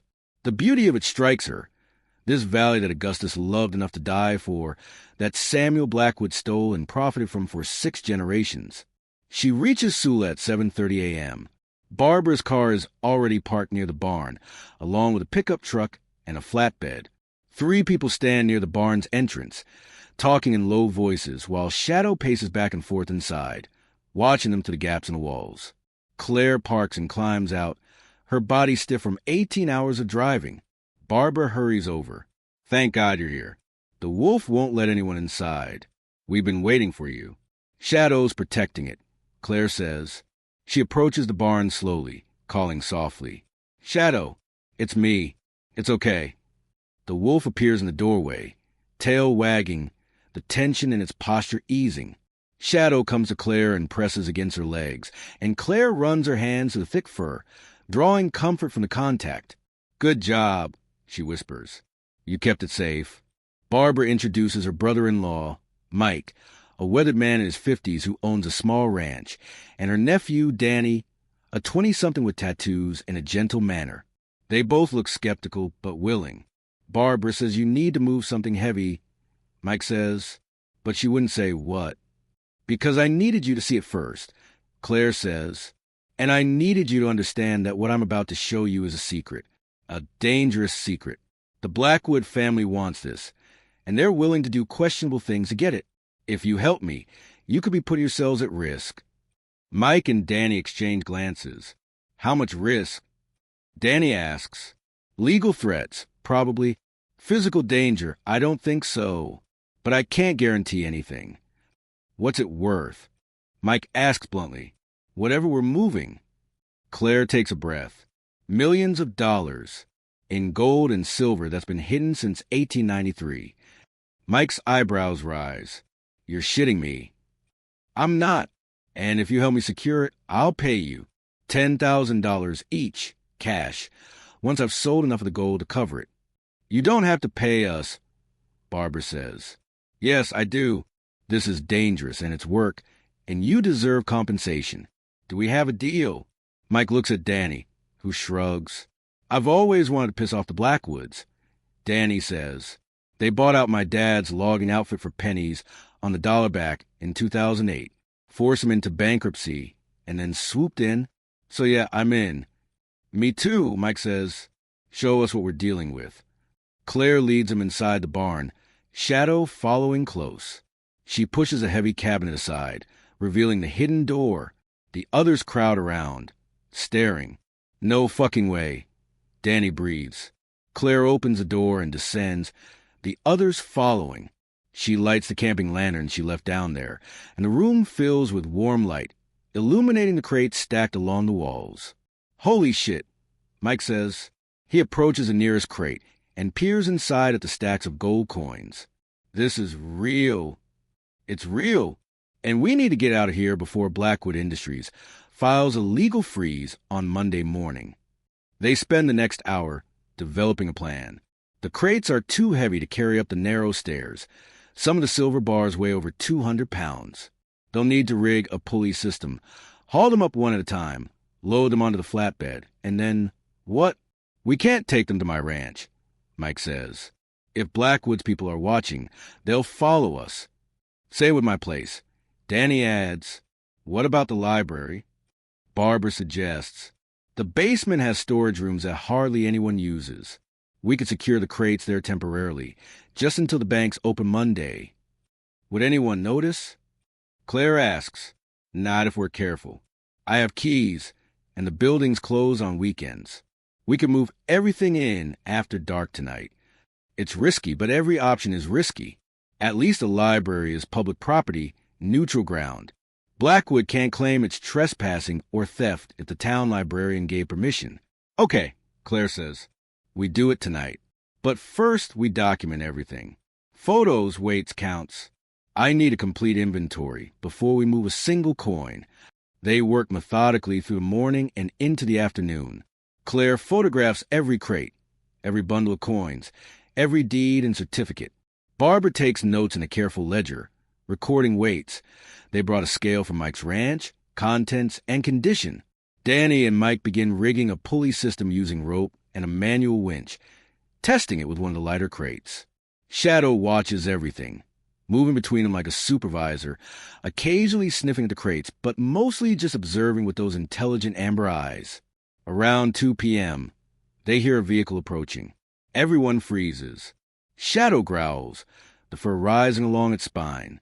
Claire moves to the barn's entrance and peers out. A sheriff's deputy vehicle is pulling up, not the same deputy who called about the suspicious activity, but someone new, younger, probably early 30s, with name tag that reads Deputy Shaw. Claire steps outside, trying to look casual despite the adrenaline coursing through her. Can I help you, deputy? Shaw climbs out his vehicle, his hand resting near his service weapon in a way that makes Claire's skin prickle. Ms. Donnelly, I need to ask you some questions about this property and activities that have been reported here. What kind of activities? We've had reports of trespassing, possible theft of historical artifacts, and unauthorized excavation on protected land. Shaw's eyes scan the barn, taking the flatbed truck, Mike and Danny visible through the doorway. What are you doing here exactly? This is my property. I bought it legally at a county auction. I'm allowed to be here. The property ownership is in question, Shaw says. I've been informed that Blackwood Industries has filed a claim suggesting the auction wasn't properly conducted, that there were existing liens that should have prevented the sale. That's bullshit, and you know it. The county cleared the title. I have all the paperwork. Shaw's expression doesn't change. Ma'am, I'm going to need you and your associates to vacate the premises while the ownership dispute is resolved. No, Claire stands her ground. You don't have the authority to evict me from property I legally own. If Blackwood has filed a claim, it goes through the courts. Until a judge says otherwise, this is my property, and I have every right to be here. Shaw's hand moves closer to his weapon. Ma'am, I could detain you for obstructing an investigation. What investigation? Barbara emerges from barn, her phone in her hand, clearly recording. Deputy Shaw, I'm Barbara Chun from the Hamilton Library. I'm recording this interaction for Ms. Donnelly's protection. Unless you have a warrant or a court order, you have no legal basis to evict her from her own property. Shaw's expression hardens. You're interfering with a law enforcement officer.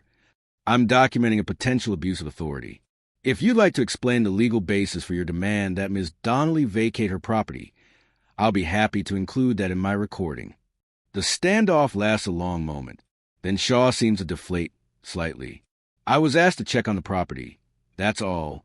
Make sure there wasn't any illegal activity taking place. And do you see any illegal activity? Barbara asks sweetly.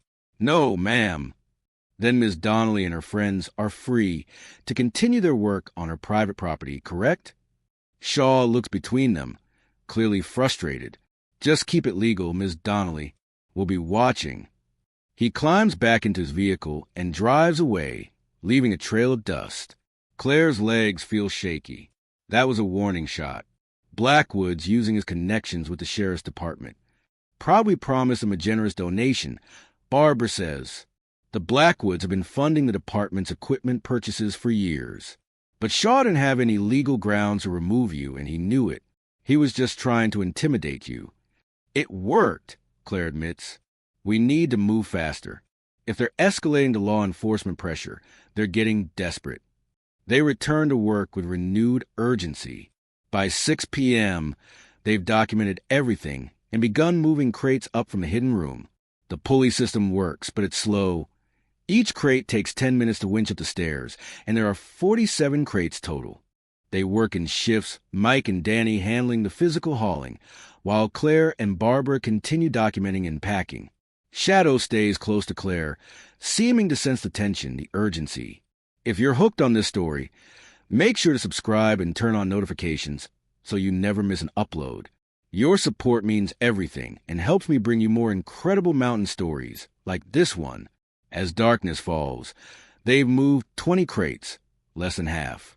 Claire does the math and feels despair creeping in.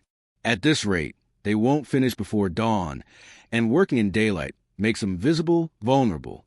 We need more help, Danny says, wiping sweat from his forehead despite the cold. This is taking too long. Who can we trust? Claire asks. Barbara thinks for a moment. There's a group of local historians, people who've been researching the valley's mining history for years. They've never liked the Blackwoods, always suspected that the family's rise was too convenient, too clean. If I told her what you found, that you have proof Augustus Donnelly was defrauded. They might help, Claire finishes, or they might tell the wrong person. I know these people, Claire. They're good people. They care about the truth more than money or status. It's a calculated risk, but they're running out of time and options. Call them, Claire says. Barbara makes 3 phone calls. Within an hour, 5 more people arrive at the barn. 2 retired teachers, a local historian who's published books about Montana mining, a geologist who studied the Bitterroot's mineral deposits, and a woman in her 80s who introduces herself as Margaret Donnelly Pierce. Claire stares at her. Donnelly? Augustus's great-great-granddaughter, Margaret says, her eyes sharp and bright despite her age. Through his youngest son, Thomas. When Barbara called and said someone had found evidence about what really happened to Augustus, I had to come. I've spent 60 years hearing the family stories about how we lost everything, how Augustus died in disgrace. If there's truth to be found, I want to be part of it. Claire feels something shift in her chest. She's not alone in this. There are other descendants, other people who carried the weight of Augustus's loss, who deserve to know the truth. Then let me show you what your great-great-grandfather left behind. Claire says. They work through the night, this unlikely crew of historians and descendants and truth seekers. The geologist, Dr. Elena Vasquez, examines the mineral samples or certificates, confirming that Augustus's claims have been incredibly valuable. He had an eye for deposits, she says. These sites are still producing today, under Blackwood ownership. The historian, Thomas Brennan, pores over the ledgers and correspondence, piecing together the timeline of the fraud. This is extraordinary, he keeps saying. This documentation. It's proof, real proof of how Blackwood stole the claims. Look at this. The dates on these filed claims. They're days after Augustus' original filings, but backdated to appear earlier. That's fraud, clear as day. Margaret sits with Augustus's letter, tears streaming down her face. All these years, we thought he abandoned us. My grandfather, Augustus's son, died believing his father had been a failure, a man who lost everything through incompetence. But he was a fighter. He was protecting us. By 4 a.m., they moved all 47 crates up in the hidden room and loaded them onto the flatbed, covered with tarps and secured with ropes. The truck sits low on its suspension, groaning under the weight of 5 tons of gold and silver. We need to move now, Mike says, before it gets light, before people start noticing. They form a convoy, Mike driving the flatbed, Danny following his truck to provide cover, Barbara leading in her car to scout the route, and Claire bringing up the rear in her dying Honda with Shadow in the passenger seat. The wolf had refused to be left behind, leaping into the car with determination that Claire didn't have the energy to fight. The drive to Hamilton is tense. Every passing car a potential threat. Every hill attests to the overloaded flatbed's capabilities. But they make it to the library just after 5 a.m., while the town is still sleeping. The library's basement is accessed through a rear entrance. They back the flatbed up to the loading dock and begin the painstaking process of moving crates inside, down a corridor, and into a storage room that Barbara clears of old books and equipment. It takes another 2 hours. By the time they're finished, the sun is rising, and they're all exhausted, filthy, and running on pure adrenaline. The storage room is packed with crates, a fortune in gold and silver sitting beneath a small-town Montana library, guarded by a lock that costs $15 at the hardware store. It's not perfect, Barbara says, surveying their work, but it's secure enough for 48 hours. Monday morning, we move it to the bank. Monday morning, Claire agrees. First thing, they disperse, everyone heading home to sleep, or at least pretend to sleep. Claire drives back to the barn with Shadow, her mind too wired for rest. She needs a shower, to eat, to process everything that's happened in the last 72 hours. At the barn, she finds something waiting, a letter taped to the door, in an envelope marked with the Blackwood Industries logo. With shaking hands, Claire opens it. Ms. Donnelly, I understand you've been busy. I also understand you found something at the property, something that you believe gives you claim to assets that have been in my family for 6 generations. I'm writing to make you a final offer, $100,000 for the property and everything in it. No questions asked. You walk away, go back to your life, and we forget this ever happened. If you decline, I will use every legal resource at my disposal to ensure you get nothing. I will challenge your ownership of the property. I will tie you up in litigation for years. I will make your life a hell of legal proceedings and financial ruin. You're a widow with no money and no prospects. I'm offering you a way out. Take it. You have until Monday morning to decide. Richard Blackwood. Claire reads the letter twice, then crumples it in her fist. $100,000. A month ago, it would have seemed like salvation. Now, knowing what she's really found, knowing what the Blackwood stole, it's an insult. She pulls out her phone and calls James Patterson in Denver. He answers on the third ring, his voice alert despite the early hour. Ms. Donnelly, I was hoping to hear from you. Do you have the asset secured? Yes. Hidden temporarily, but safe. And I have something else. A letter from Richard Blackwood trying to buy me off for $100,000. Patterson is quiet for a moment. He's scared. That means he knows or suspects what you found. How'd he find out? I don't know.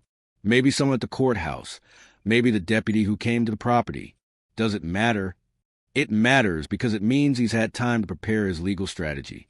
Ms. Donnelly, you need to move fast. Monday morning. You need to deposit those assets in a bank vault, document their value with a certified appraiser, and report them to the IRS. Once they're officially declared and you've established legal possession, it becomes much harder for Blackwood to claim them. And the property claims? The evidence of fraud. That's the longer fight. But it's winnable, especially with the documentation you found.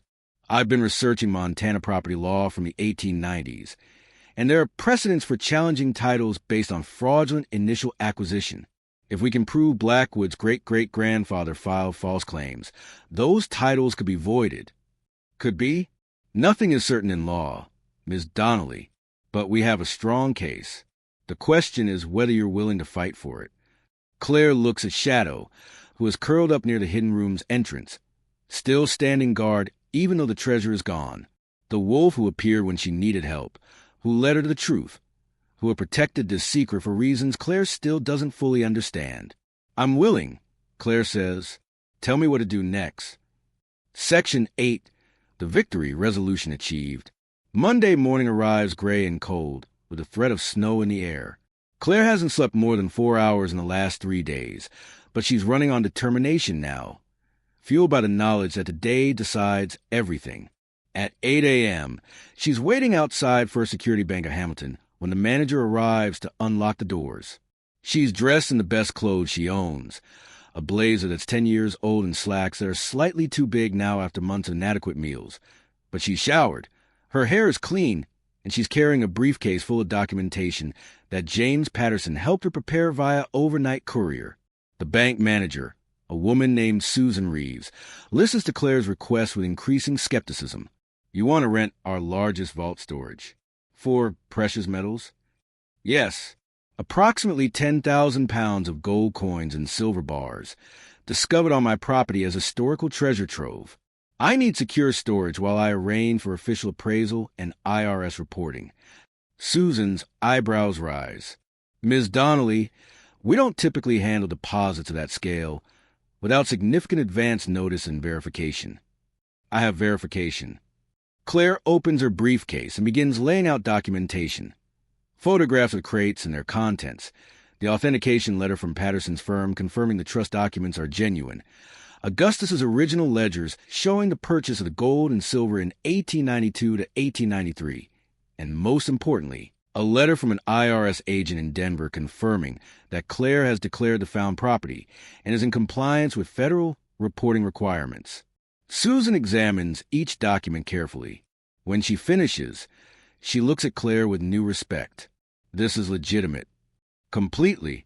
I'm not trying to hide anything or evade taxes. I found historical treasure on property I legally own. I've reported it to the appropriate authorities, and I'm paying every penny of tax that's owed. But I need secure storage while the appraisal process is completed. The vault rental for this volume would be expensive. I have collateral. Claire produces another document. A letter from Patterson's firm confirming that Claire is the legal heir to the Donnelly Family Trust, currently valued at $4.7 million. I can pay the rental fees from the trust, which I'm in the process of formally claiming. Susan sits back, clearly reassessing the disheveled woman in front of her. Give me an hour to make some phone calls, and I'll need to see the actual assets before we can proceed. At 9:30 a.m., a convoy pulls up to the bank's rear entrance. Mike's flatbed truck, Danny's pickup, and a rental truck that Barbara arranged, all loaded with tarp crates. Susan Reeves watches as they begin unloading, her expression shifting from skepticism to astonishment. My God! She breathes as they open one of the crates in the bank's loading area, revealing stacks of gold coins gleaming in the fluorescent light. This is real.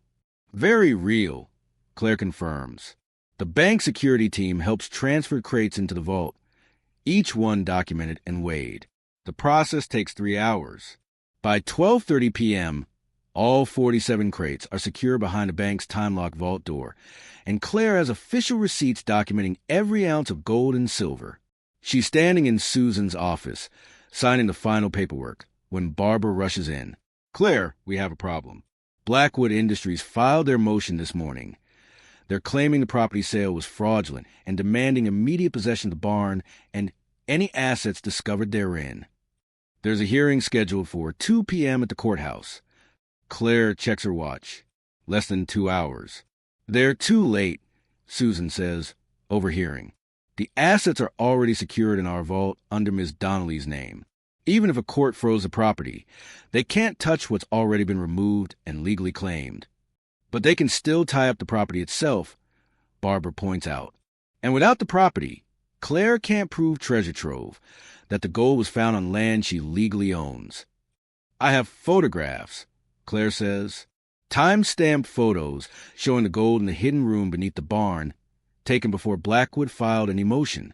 That proves possession and location. Will that be enough? It'll have to be. At 1:45 p.m., Claire walks into the Ravalli County Courthouse, flanked by Barbara, Margaret Donnelly Pierce, and Thomas Brennan the historian. She's carrying a briefcase full of documentation and a heart full of Augustus's stubborn refusal to surrender. The courtroom is small, wood-paneled, with a Montana state flag in one corner. Judge Patricia Morrison presides, a woman in her 60s with steel gray hair and no-nonsense expression. On the other side of the courtroom sits Richard Blackwood and his attorney, Gerald Hutchins, an expensive suit from Missoula, the kind of lawyer who charges $500 an hour and knows everyone who matters in Montana politics. Hutchins presents first, his argument smooth and practiced. The property auction was conducted improperly, he claims. There were existing liens that weren't disclosed. Specifically, an old easement granted to Blackwood Industries in 1947 that gives them right of access across the property. Additionally, there are questions about whether the property was properly surveyed before auction and whether the county had the right to sell it at all given its historical significance. Your Honor, Hutchins concludes, we're asking for the sale to be voided and the property returned to county custody pending a full review. Furthermore, we understand Ms. Donnelly has removed items from property, items that may be historical artifacts protected under Montana law. We're asking the court to order those items returned to property and placed under county protection. Judge Morrison turns to Claire. Ms. Donnelly, are you represented by counsel? Not locally, Your Honor. I have an attorney in Denver who specializes in trust and estate law. But for today's hearing, I'm representing myself. The judge's expression suggests this is a terrible idea, but she nods. Proceed with your response. Claire stands, her knees shaky but her voice steady. Your Honor, every argument Mr. Hutchins has made is a smokescreen. The property auction was conducted according to Montana law. The county properly noticed the sale, cleared the title, and I purchased it as the highest bidder.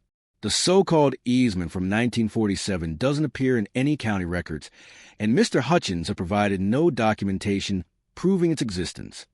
We're preparing that documentation. Hutchins begins. Because it doesn't exist, Claire interrupts. Your Honor, what this is really about is what I found on the property, evidence that the Blackwood family fortune was built on fraud and theft committed in the 1890s. The courtroom goes silent. Blackwood's face darkens. Hutchins half rises from his seat. Your Honor, this is outrageous. Let her finish, Judge Morrison says, her eyes sharp with interest. Claire opens her briefcase and begins laying out documents on the table in front of her. In 1893, Augustus Donnelly, my late husband's great-great-grandfather, hid a fortune in gold and silver beneath the barn I purchased. He hid it because his business partner, Samuel Blackwood, Richard Blackwood's great-great-grandfather, was systematically stealing his mining claims through bribery, fraud, and falsified documents. She holds up Augustus's letter. This is Augustus Donnelly's testimony, written in 1893, describing exactly how Samuel Blackwood committed fraud. I have the original property deeds that Augustus filed, properly dated and notarized. I have ledgers showing the bribes Samuel Blackwood paid to county officials. And I have documentation showing that land currently owned by Blackwood Industries was fraudulently obtained from Augustus Donnelly. These are old family legends, Hutchins says dismissively. Accusations made by a failed businessman try to explain his losses. Then explain the gold. Claire says, explain the 12,000 gold coins stamped with dates from 1880 to 1892, currently secured in the First Security Bank vault. Explain the property deeds in Augustus's name that predates Samuel Blackwood's filings by weeks or months. Explain the trust documents establishing that Augustus Donnelly preserved his fortune, a trust that still exists, administered by Patterson, Mitchell and Sons in Denver. She looks directly at Richard Blackwood. Your family didn't build a timber empire through hard work and innovation. You built it on land stolen from my husband's family, and I'm going to prove it. Judge Morrison leans forward. Ms. Donnelly, these are serious allegations. Do you have concrete proof of fraud? I have Augustus Donnelly's contemporaneous records. I have property filings that show suspicious backdating, and I have expert witnesses prepared to testify about the irregularities. She gestures to Thomas Brennan. Dr. Brennan is a historian specializing in Montana's mining era. He's reviewed the documentation and can speak to its authenticity and significance. The judge considers this. Mr. Hutchins, what's your response? Hutchins looks less confident now, his smooth presentation disrupted. Your Honor, even if there were irregularities in the 1890s, which we dispute, we're talking about events from 131 years ago. Montana has statutes of limitations, adverse possession laws, title insurance that's been in place for decades. You can't simply overturn over a century of established property rights based on old documents. You can if the initial acquisition was fraudulent. Claire counters. Fraud doesn't have a statute of limitations when it comes to property titles, and adverse possession doesn't apply when the property was stolen in the first place. Judge Morrison raises a hand. This is getting beyond the scope of today's hearing. The immediate question is whether the property auction sale should be voided. Ms. Donnelly, You've established that you purchased the property in a legal auction. Mr. Hutchins, you failed to provide concrete evidence that the sale was improper. The motion to void the sale is denied. Blackwood stands abruptly. Your Honor, that property contains historical artifacts worth millions, which Ms. Donnelly has already secured in a bank vault and reported to the IRS, as required by law. The judge says, Mr. Blackwood, if you believe you have a claim to those assets, you'll need to file a separate action. But this court is not going to void a legal property sale based on speculative allegations of procedural irregularities. She bangs her gavel. Motion denied. This hearing is concluded. Claire's legs nearly give out. She grips the table for support, hardly believing what just happened. She won. Not the whole fight. The battle over the land claims and the fraud allegations will take months or years, but she won this round. Barbara is beside her instantly, gripping her arm. You did it. We did it, Claire corrects. Across the courtroom, Richard Blackwood is speaking urgently with Hutchins, his face red with anger. As people begin filing out, he approaches Claire directly. This isn't over, he says, his voice low and furious. You think you can destroy my family's reputation based on century-old accusations? I will bury you in litigation. You'll spend every penny of that gold just try to defend yourself. Maybe, Claire says, meeting his eyes without flinching. But the truth is out now. People know what your great-great-grandfather did. And I have resources to fight you. Resources your ancestors stole from mine. That's justice, Mr. Blackwood. It's late, but it's real. Outside the courthouse, a small crowd is gathered. The other helpers from the weekend, plus a few reporters who somehow got word of the hearing. Thomas Brennan steps forward to make a brief statement about the historical significance of the find, carefully avoiding specifics while confirming that major revelations about Montana's mining history are forthcoming. Claire stands aside, letting the historian handle the press. She's exhausted, overwhelmed, and desperately in need of sleep.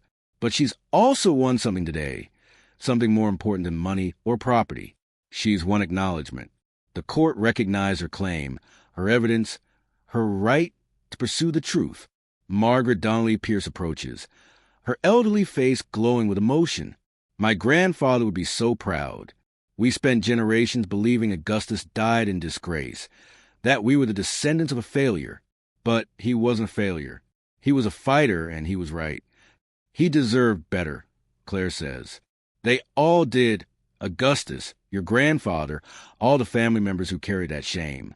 And now we can let it go, Margaret says. Now we can tell the real story. That evening, Claire drives back to the barn with Shadow. The wolf has been patient, waiting in Barbara's car during the courthouse hearing, but now seems eager to return to familiar territory. The barn looks different to Claire now. Not just a shelter she bought for $10, but a monument to one man's determination to protect his family's future, even in death. Augustus built this hidden room, preserved his fortune, left his testimony, and trusted that someday someone would find it and understand. That someone turned out to be Claire, a widowed librarian who'd lost everything and found purpose in finishing a fight that started 131 years ago. She sits on the barn floor with Shadow beside her, the wolf's warmth of comfort in the cold evening air. She thinks about David, about how he would have loved this story, the discovery of his ancestors' hidden fortune, the proof that family legends contain truth. I wish you were here, she says to David's memory. You should have been the one to find this, to restore your family's name. But I'll do it for you. I promise. Shadow leans against her, and Claire wraps her arm around the wolf's shoulders, drawing strength from the connection. This animal that appeared when she needed it most, that led her to truth, that guarded Augustus's secret until the right person arrived. Shadow is more than just a wolf. It's a symbol of everything wild and loyal and unexpectedly redemptive about this whole impossible journey. Her phone rings. James Patterson. Ms. Donnelly, I've been getting calls from Montana, reporters asking about the Donnelly Family Trust. What happened today? Claire fills him in on the hearing. The judge's ruling, Blackwood's threats. He's going to come at you hard, Patterson says. But I've been doing research, and I think we can beat him. The property filings I found show clear evidence of backdating. Blackwood's claims were filed days or weeks after Augustus's, but the dates were altered to appear earlier. That's fraud and it's documentable. How long until we can file our case? I need another month to build the full evidence package. We'll file civil suit alleging fraud, theft, and unjust enrichment. We'll demand that property rights be returned to Augustus's heirs. That's you and Margaret Donnelly Pierce and any other descendants we can locate. And we'll seek damages for 131 years of lost revenue from those properties. How much are we talking about? The land currently owned by Blackwood Industries that can be traced to Augustus's original claims is worth approximately $80 million. Add in timber rights, mineral rights, and lost revenue over more than a century. Patterson pauses. We could be looking at a settlement in the hundreds of millions. Claire. Or a court judgment that forces Blackwood to surrender significant portions of his land holdings.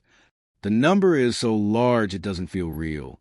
Claire tries to wrap her mind around it and can't.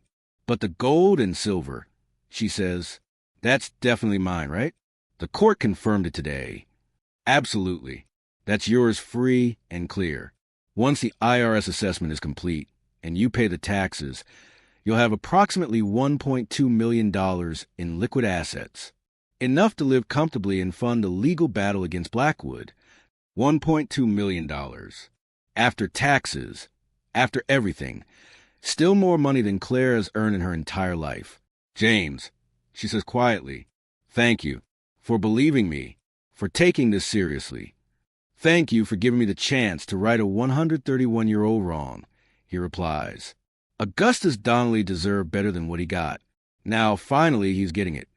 After hanging up, Claire sits in the bar and as darkness falls completely, thinking about the journey ahead. The legal fight will be long and brutal. Blackwood has resources, connections, and a vested interest in protecting his family's reputation. But Claire has something more powerful. She has the truth, documented and preserved, undeniable. And she has allies now. Barbara, Margaret Thomas Brennan, Dr. Vasquez, and all the others who helped secure the treasure and stood with her in court. She's not alone anymore. Shadow shifts beside her, and Claire realizes the wolf is staring at the hidden door, now standing open, the secret room empty of its treasure but full of history. He's at peace now, Claire tells Shadow. Augustus, wherever he is, he knows someone found what he left. He knows the truth is coming out. The wolf makes a soft sound, contentment, maybe, or simply acknowledgement. Then Shadow stands, moves to the barn's entrance, and looks out at the darkening mountains. Claire follows. Together they stand in the doorway, woman and wolf, looking at the Bitterroot Valley spread before them. The valley Augustus loved and lost, the valley he fought to protect, the valley that's finally, telling his true story. The wind picks up, carrying the scent of pine and coming snow. And Claire thinks she hears something in that wind. Not quite a voice, but an echo of one, a whisper of gratitude from a man who died alone and vindicated, who hid his fortune and waited 131 years for someone to find it. You're welcome, Claire whispers back. And in the mountains around them, as stars begin to emerge in the darkening sky, the truth that was buried for more than a century continues its steady rise into the light. Section 9. The New Life, Epilogue and Future. 6 months later.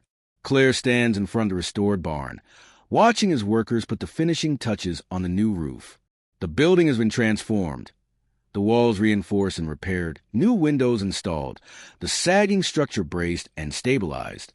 It's still recognizably the same barn, still carries the weight of history, but now it's safe, solid, built to last another century. The restoration cost $180,000. Money Claire spent without hesitation from the trust Patterson helped her formally claim. Because this barn is more than just a building. It's a monument to Augustus Donnelly's resilience, a physical reminder that truth matters, that fighting for what's right has value even when the world says to give up. Inside, the main floor has been converted into a museum and community center. Display cases line the walls, holding items from Augustus's life. His original ledgers, samples of the gold coins and silver bars. The rest have been sold to pay taxes and fund the ongoing legal battle. Photographs of the Donnelly family and copies of the historical documents proving Samuel Blackwood's fraud. The hidden room remains accessible, preserved exactly as Claire found it, now part of a guided tour that local schools bring students to visit. The cabinet that concealed the entrance for 131 years is mounted on hinges now, easy to move aside, but still honoring its original purpose as guardian of secrets. In the corner that used to be Claire's sleeping area, where she lived in a sleeping bag for those first desperate weeks, there's now a small apartment. 2 rooms, a kitchenette, and a bathroom. Simple but comfortable. Home. Claire moved in 3 months ago, after living briefly in a rented house in Hamilton. But the barn called her back. This is where the journey started, where she found purpose again, where shadow first appeared and changed everything. Speaking of which, a familiar gray form emerges from a tree line, moving with that characteristic slight limp. Shadow approaches the barn, tail wagging, and Claire kneels to greet the wolf, running her hands through the thick fur. "Hey, friend, where have you been?" Shadow has remained a constant presence, though the wolf comes and goes now, sometimes disappearing for days into the mountains before returning. Claire has learned not to worry. Shadow is wild, always was, and the wolf's loyalty is a gift she doesn't take for granted, not a leash she tries to impose. A veterinarian who examined Shadow, at Claire's insistence and considerable expense, confirmed the wolf is old, probably 12 or 13, with arthritis in that right leg from an old injury. The vet estimated Shadow might have another 2 or 3 years if healthy. Claire treasures every day. Her phone buzzes. A text from Barbara. "Reporters are here for the interview. Are you ready?" Claire takes a breath and heads inside, where a news crew from a national network is setting up cameras. The story of Augustus Donnelly's hidden fortune and the fraud that buried it has gained traction beyond Montana, becoming a David and Goliath narrative that people across the country have embraced.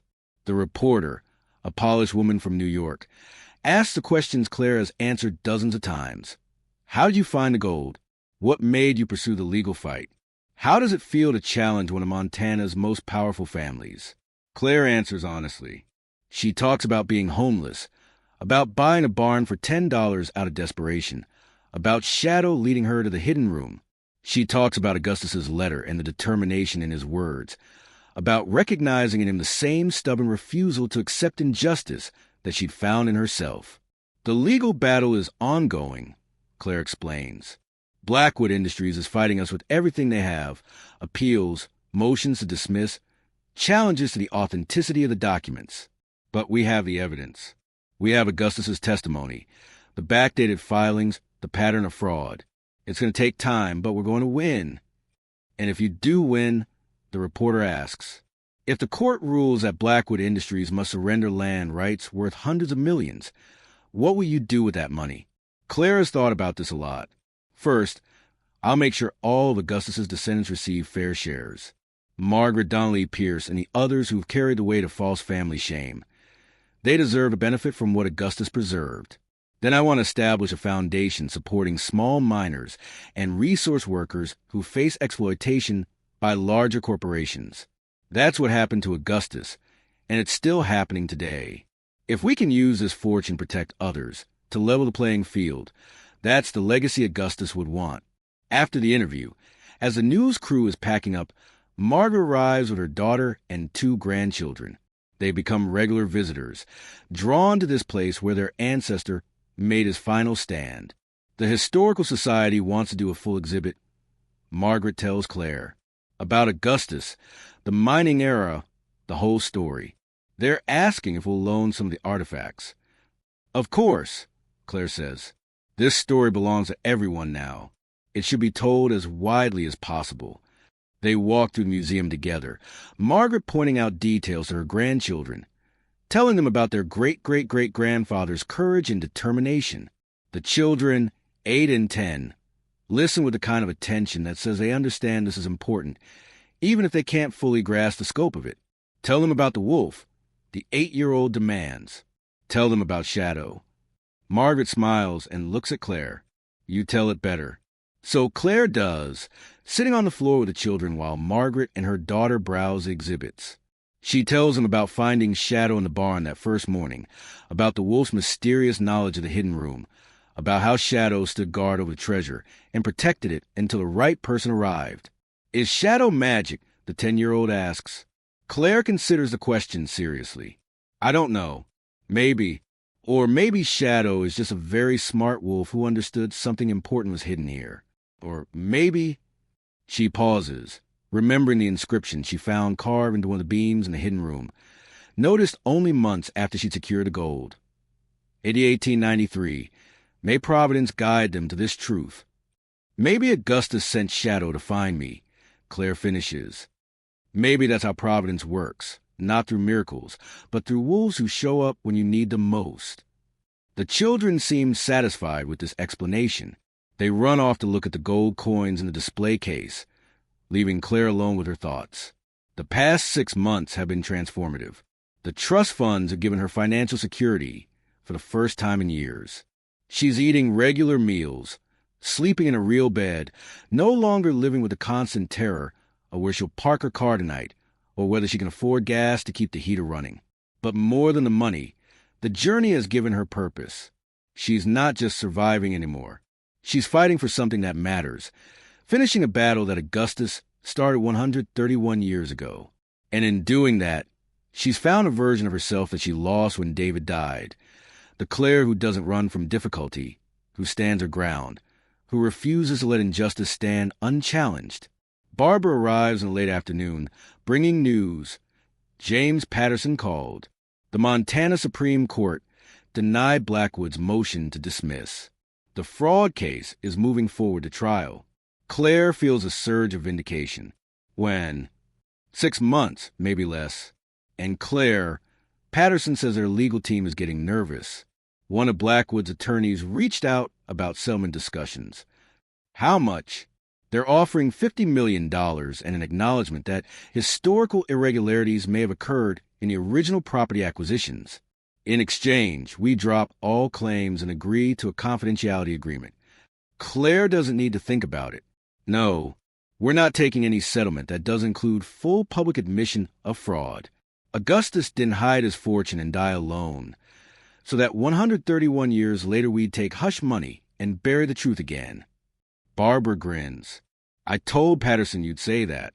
He wanted me to make sure you understood that going to trial is risky, that we could lose everything. We could, but we won't. We have the evidence, and we have the truth.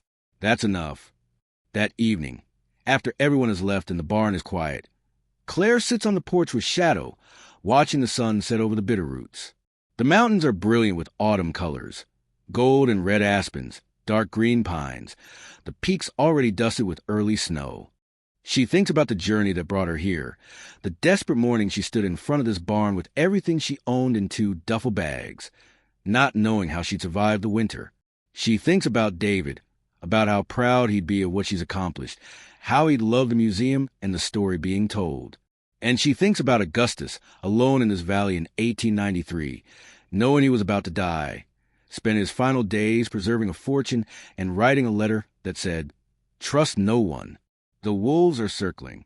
But there are different kinds of wolves, Claire says aloud, scratching Shadow behind the ears. Some of them circle to hunt, and some of them guard. Shadow leans into her touch, content. Claire's phone buzzes one more time. A news alert. Blackwood Industries stock drops 12% amid fraud allegations. Investors question family legacy. The tide is turning. Public opinion, investor confidence, political support. All the things that protected the Blackwood family for generations are beginning to erode as the truth spreads. Richard Blackwood can hire all the lawyers he wants, can file all the motions and appeals he can afford, but he can't stop people from knowing what his great-great-grandfather did. And that's the real victory, Claire realizes. Not the money, not even the land rights.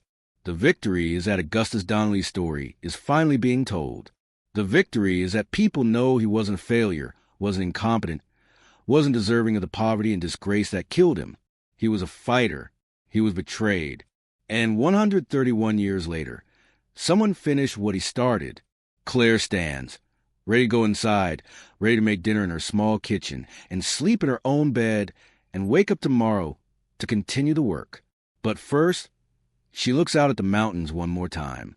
We did it, Augustus, she says to the evening air, to the mountains, to the ghost of a man who trusted that someday someone would find the truth he preserved.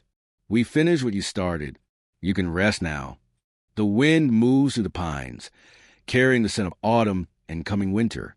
And in that wind, Claire could swear she hears something like a sigh. Release finally after 131 years of waiting. Shadow howls, long and low and beautiful, the sound echoing across the valley.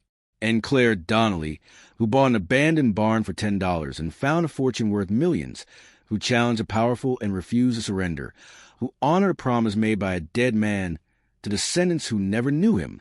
She smiles. The wolves aren't circling anymore. She's standing in the center of her own life, finally, surrounded by truth and purpose and the strange grace of second chances. And it's enough. Thank you so much for watching until the end. If you loved this story, check out the other videos on your screen now. I think you'll really enjoy them. And don't forget to subscribe if you haven't already. See you in the next story.